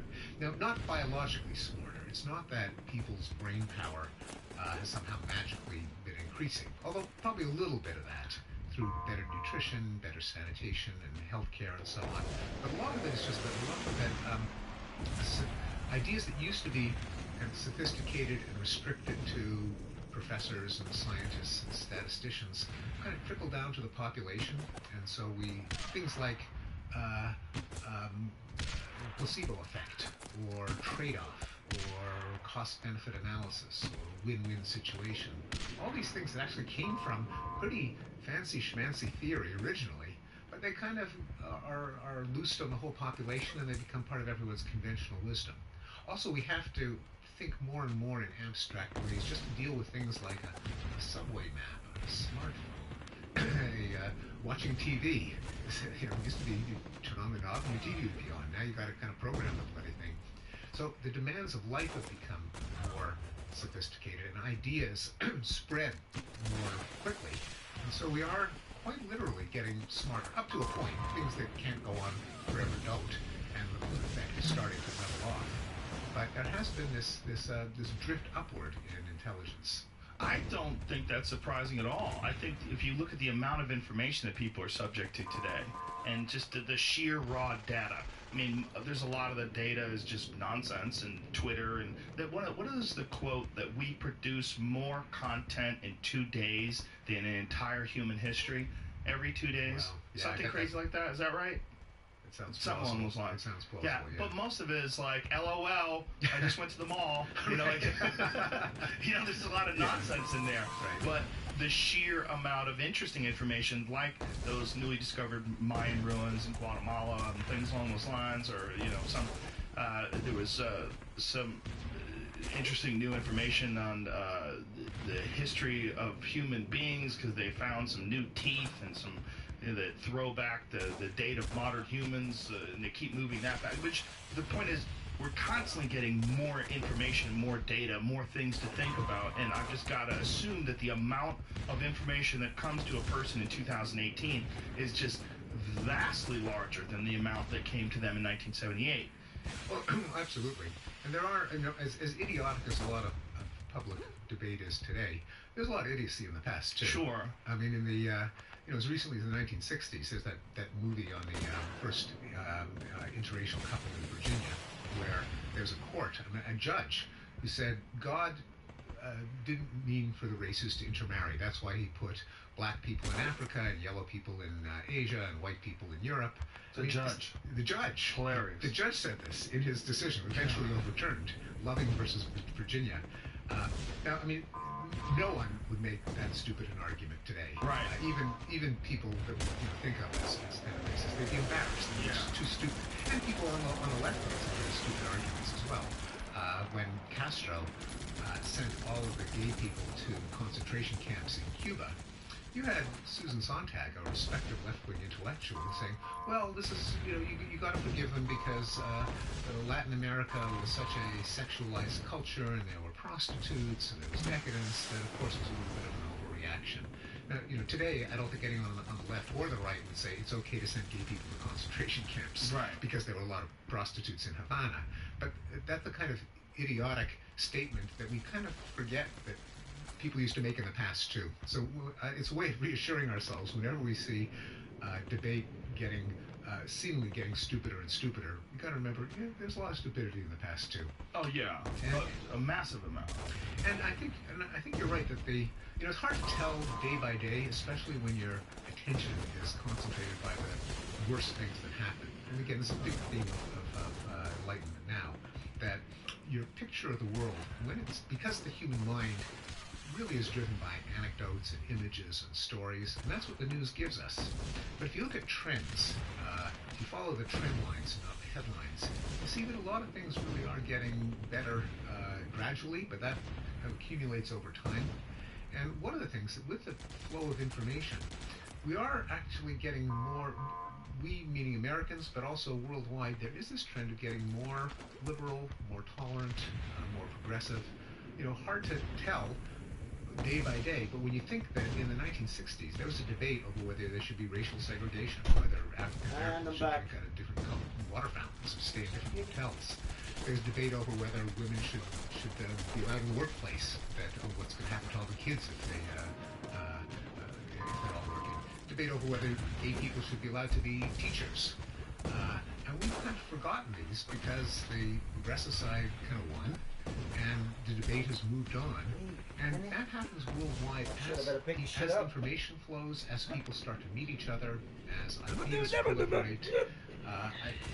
There is this gradual trend toward more tolerance, even in parts of the world where it seems to be totally absent. Like in a lot of these world surveys show this is the least progressive part of the world in terms of attitudes towards women, attitudes towards gays, attitudes towards child rearing. But even in the Islamic world, there's been a drift in the liberal direction. We just saw it 2 weeks ago when Saudi Arabia allowed women to travel. Yeah, I mean, this is modest form of progress. Kind of hilarious. Kind of hilarious. But, statement of progress. But it shows. I mean, they just could not live in this absurd situation forever. I mean, the world really did drag them kicking and screaming out of the Middle Ages in this way. And that. Yeah, I'm an optimist, and I really do look at all these trends. You'll like the book then. 75 optimistic graphs. Oh, excellent. I think that if you look at just the overall human race, I mean, one of the best indications of that is go and look at media representations of life from the 1950s and 1960s. Watch movies, especially from the 50s, and just see how people behaved. I mean, you're getting sort of a timestamp of human interaction from 1950. I mean, it's obviously an artistic representation of that time, but you get a sense of how people thought it was okay to behave. There was a lot of smacking women. Yeah, that's right. Yeah, really common in movies, right? And children. Yep. Remember the scene where Junior would misbehave and Mom would say, "Wait till your father gets home," and then Dad comes home and he pulls the belt out of his pants so he could use it as a weapon. So the buckle would really hurt the child. Yeah. And the child would tie up a pillow on his behind and stars and go off in the corner. Yeah. And now you call social services and they take the child away or something. Yeah. Well, I mean, I think this idea of being dragged, kicking and screaming into this new age, I think we're all doing that. And I think you're seeing that in so many different parts of our culture today. I think that's one of the things that's happening with this Me Too movement, is that all this mass public shaming of sexual harassers and sexual assaulters and all this different thing, it's like forcing human beings to reassess the way they interact with each other. And like this really radical, very quick sort of a movement over just a short period of time has had a giant impact on culture. Yeah, and like a lot of social changes, it happens really quickly. Yeah. It probably mixes some good things and some not so good things. Right. And it's really good that men no longer have license to just expose themselves or harass women who work for them. Yes. Treat them in these crude and ugly ways. And, and there's also a legitimate concern that Get them all.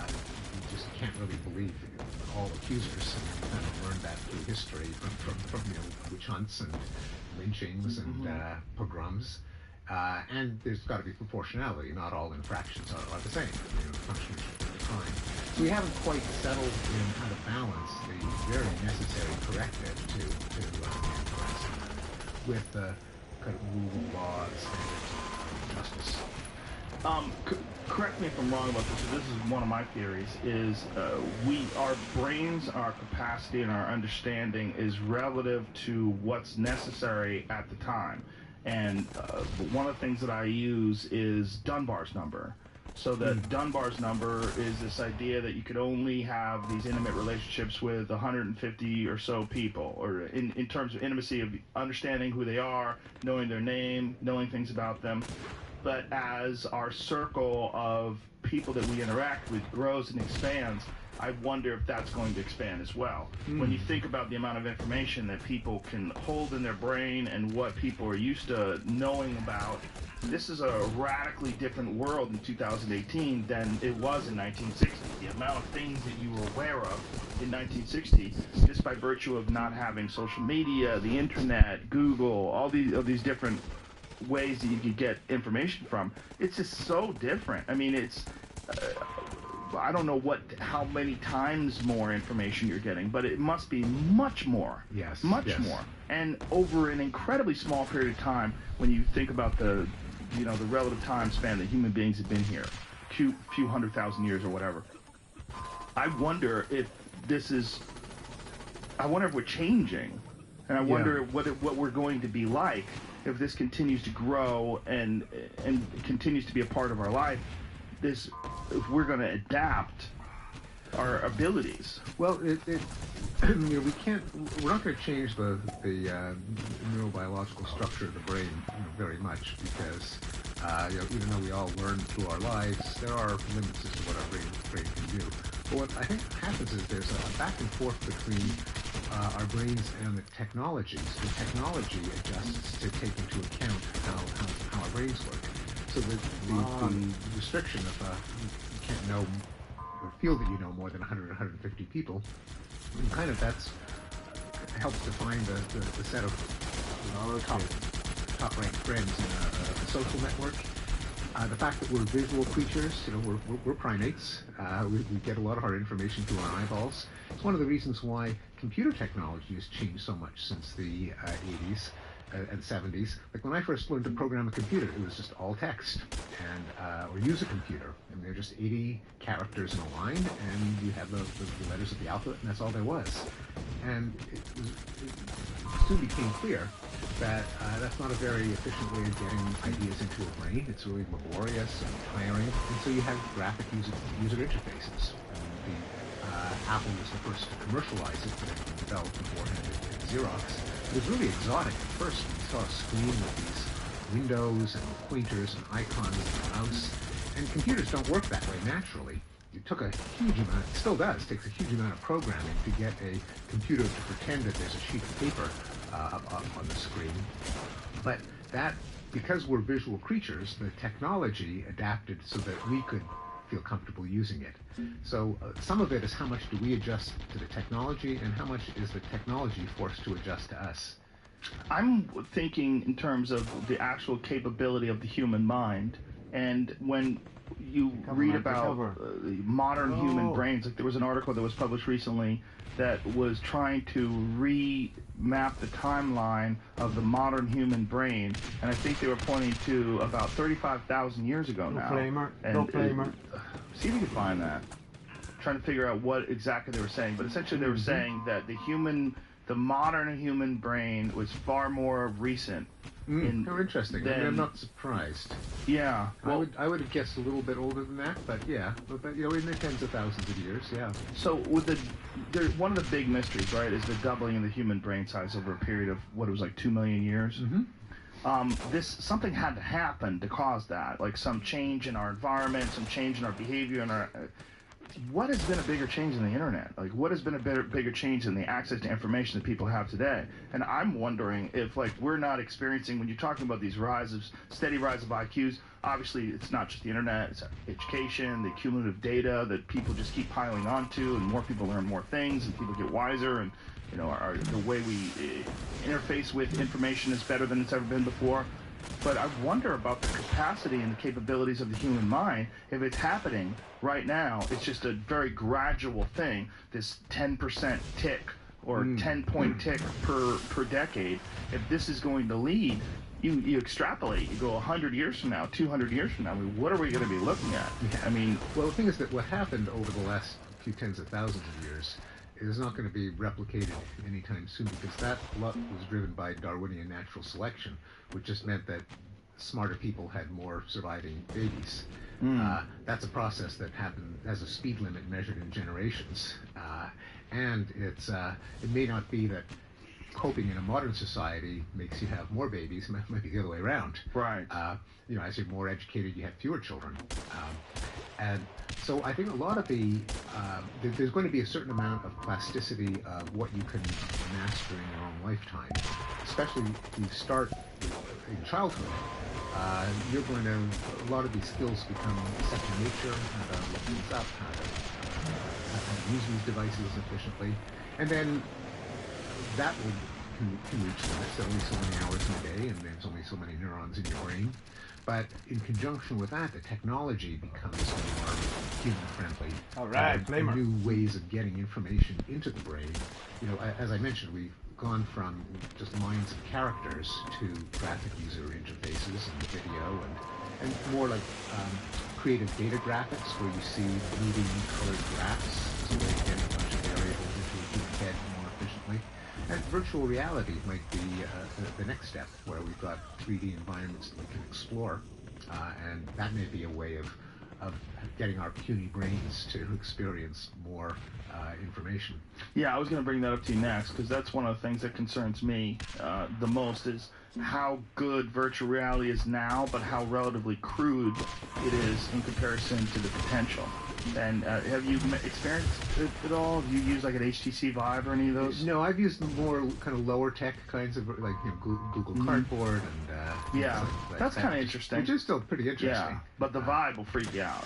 Yeah, There's one of the things, and I used several years ago's version.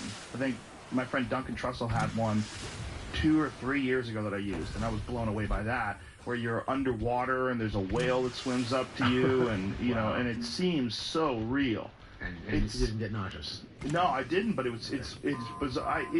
it's obviously fake. Like, I'm looking at it and I can make a distinction quickly. Like when you see a movie, and in the movie there's like fake dogs or something like that, or fake monsters, you're like, oh, it's a fake thing.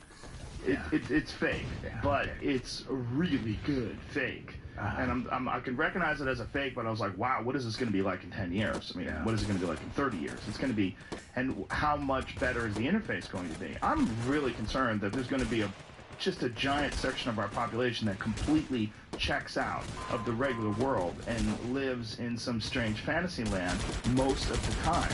They just consume food and water and figure out a way to feed themselves, and spend most of their time locked into a helmet, living in some fantastic artificial environment that people have created.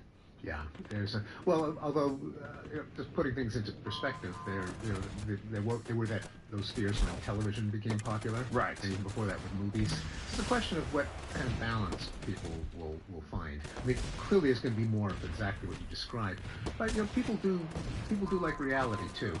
You know, people in huge numbers go to the national parks. Yes. And just seeing a picture book isn't the same thing. And right. People care whether, you know, when they buy a work of art, they care whether it's real or fake. So there's one part of the human mind that, as much as we're seduced by just sensory experiences, we have a sense of reality, and we value it. And, you know, we don't like being fooled, you know, too much. And the question is, what balance will we find between the desire for authentic experience and the pleasure of these cheap artificial ones? When you chose to write a book about enlightenment, and you chose to write a book showing all these positive graphs and all these trends that seem to be optimistic, are you writing that? Obviously, you feel this way, and this is the data, and this is your interpretation of where we're headed.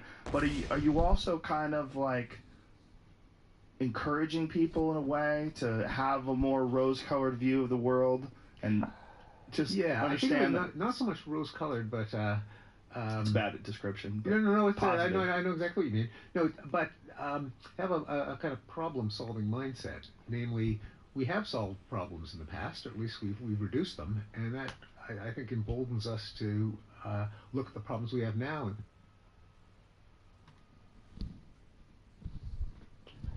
Well. Oh, yeah. Got me a nice little smoke.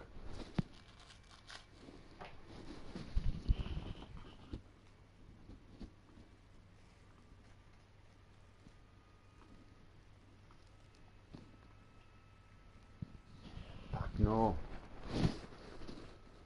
Ad blitz.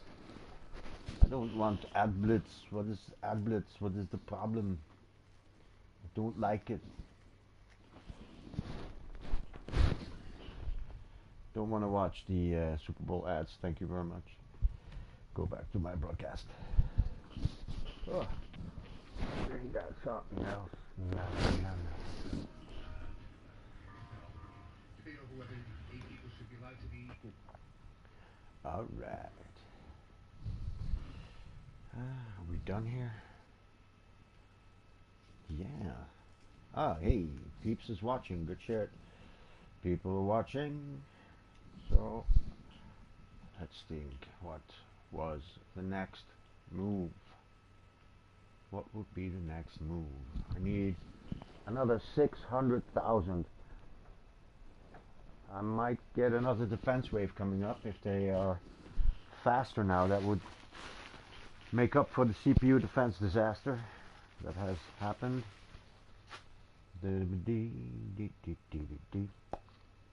Well, it's time for this.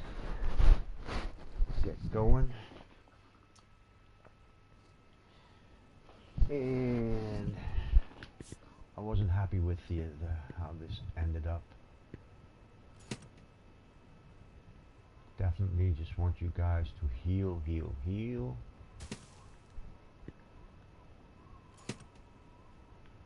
Is it possible for me to purchase? What is it again? Another AA. I'm out of AA. Am I? Anti-air. 24 build points. Limit 2 out of 6. So I'm out. No, I can buy more. I want to buy an extra.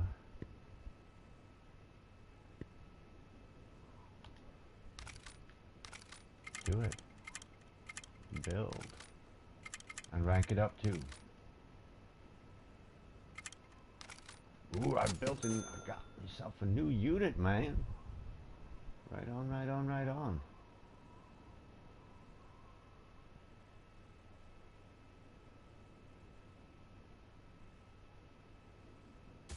Got something to spend it on. Spend.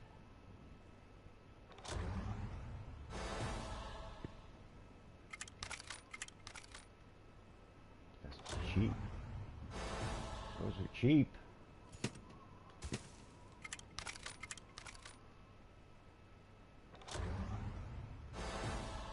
Stung. This costs no money.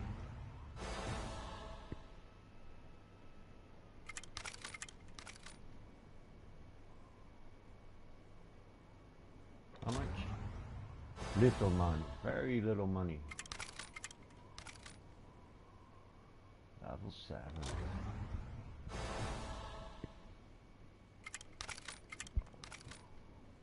Level 8. Now it's getting more expensive.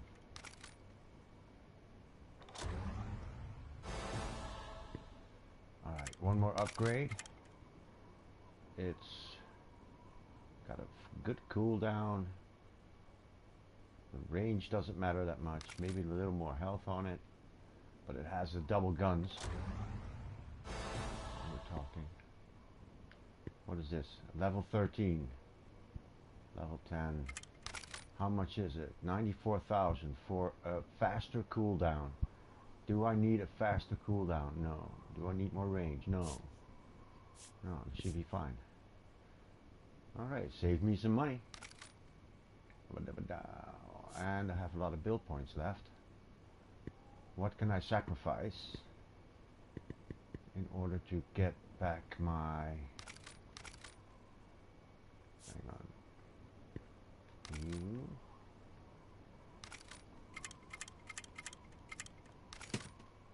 My level 15 bunker. It's back.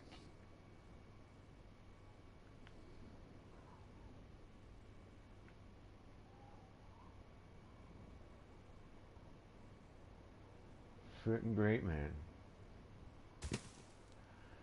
Alright. Again? Again? Are you sure? Are you sure? I don't know if I want to do it again.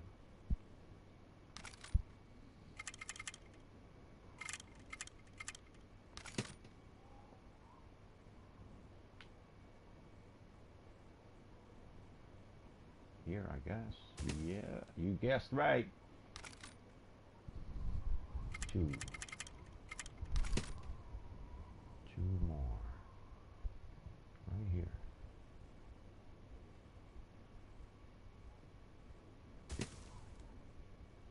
Oh, yeah, I guess I'll have to do it again. 33,000. How do I break 33,000? How do I do that? I think we collect papers. Possibly, but maybe not.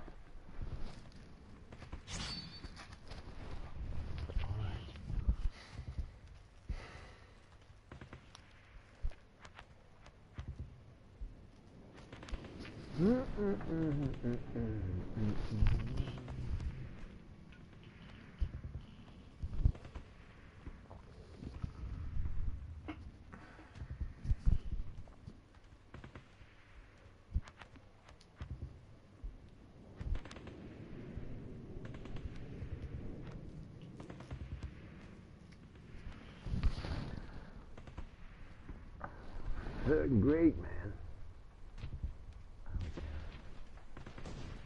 Do it somehow. Some way, somehow. Come on. Come on, buddy. Come on, you want.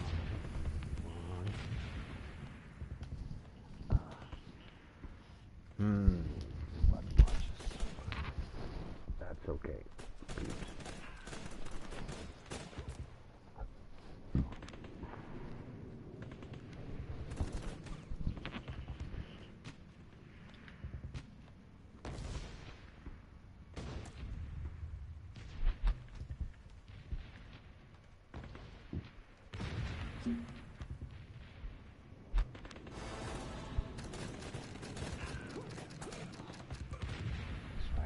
Forward defense. I need more death on the front line. Quickly, get him. Move next.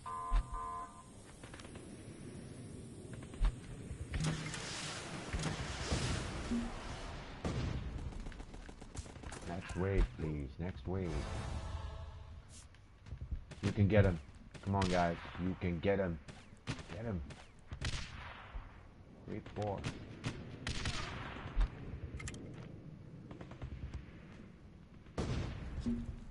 Bang. Awesome.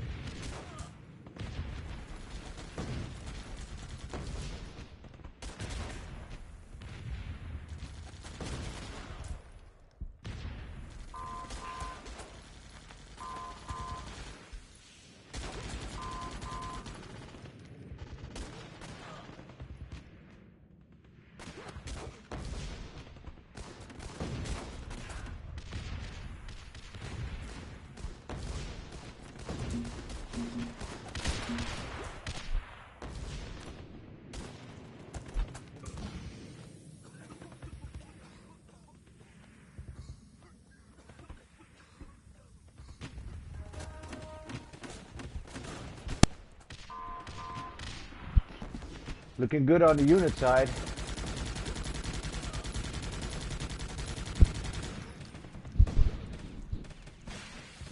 My triple AA is working.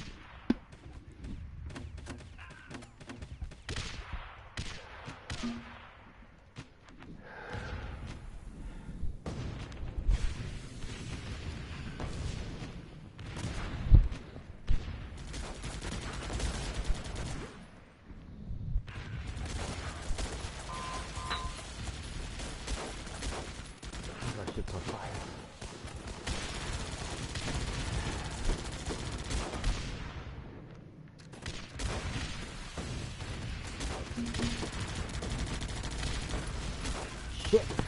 Shit. God damn it. My apartment is burning.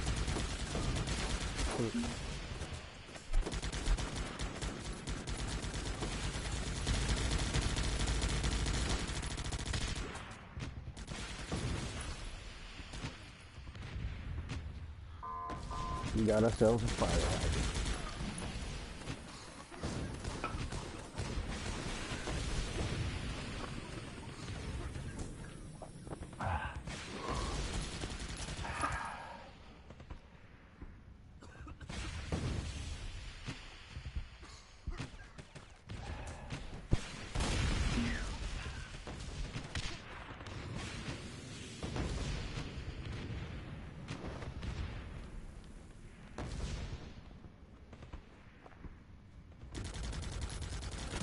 Full flavor.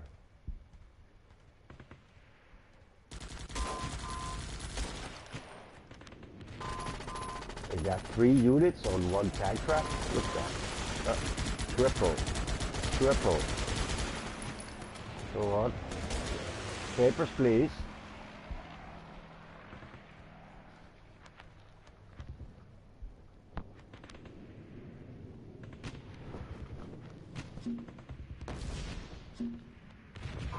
All right.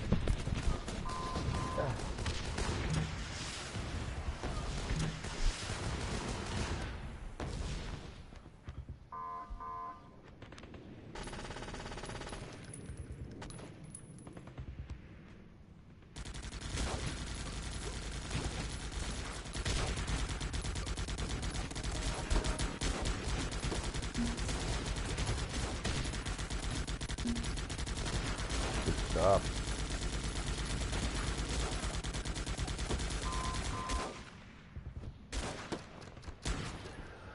Okay, try to focus on that guy. Focus on the guy. Try it. Try it.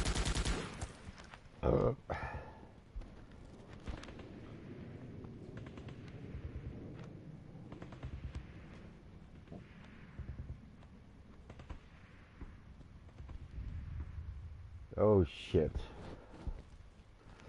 Oh shit.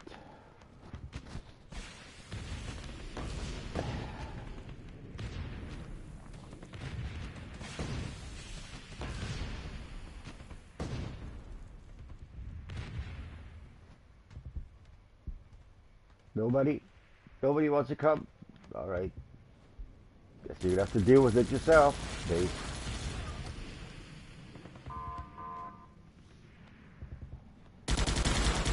Oh. There go the medic. And one anti-air. Which is expendable, since I have 3 of them. Out come the sniper. Try and protect him a bit. Nope. Okay.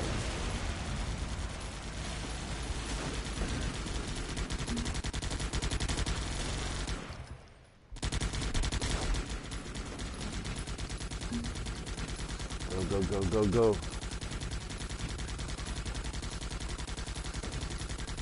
Nothing, right? Nothing.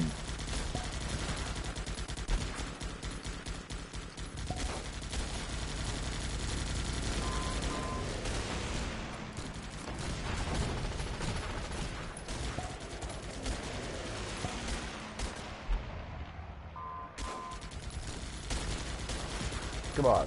I dare you. Come here.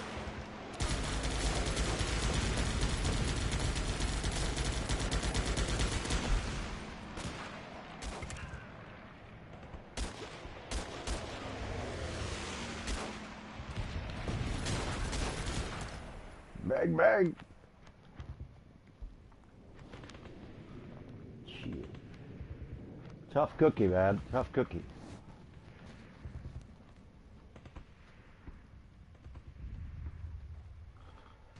So bad.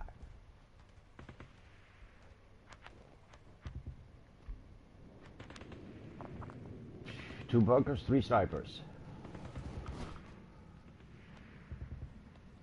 Wave 11. Oh boy.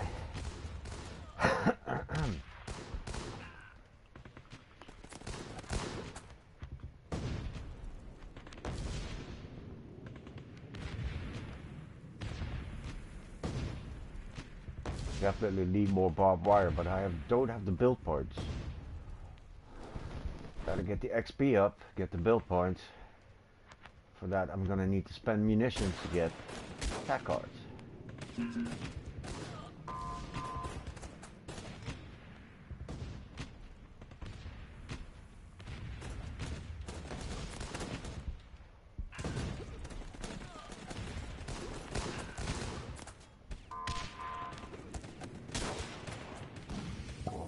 Oh shit.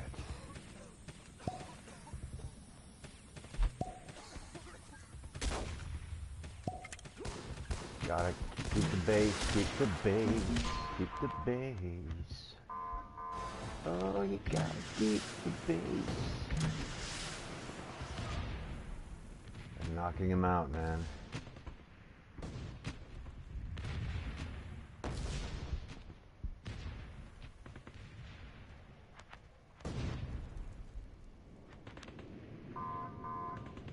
Enemy missile, enemy missile.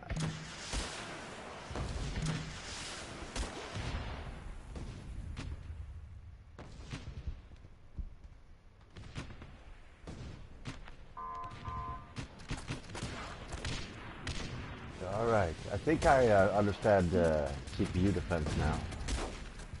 If I retreat, make the enemy retreat, they'll come back at me with faster waves. Until I'm defeated again, and then it'll halt.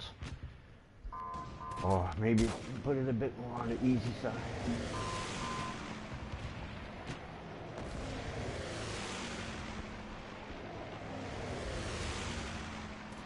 Oh, take care of him quickly, take care of him quickly, take care of him quickly.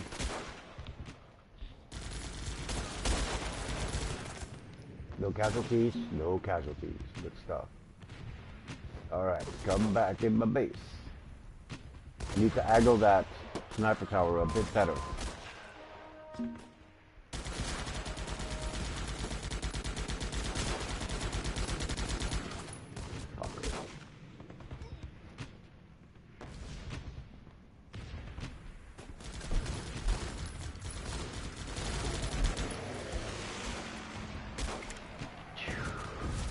could have been better.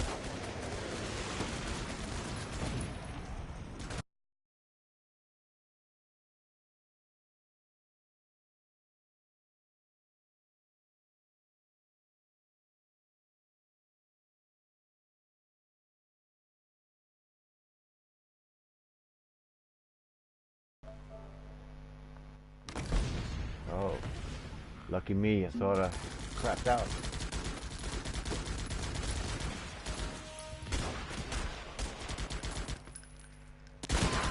Shoot.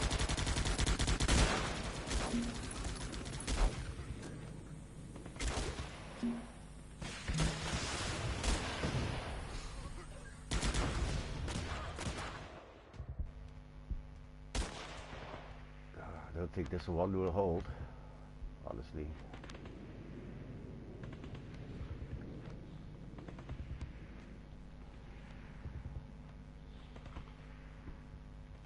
Uh-oh, game's crashing. Let's see if I can surrender real quick. Surrender, I surrender. I surrender. Yes. Yes. Yes.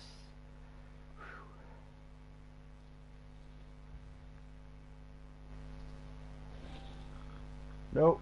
No surrender.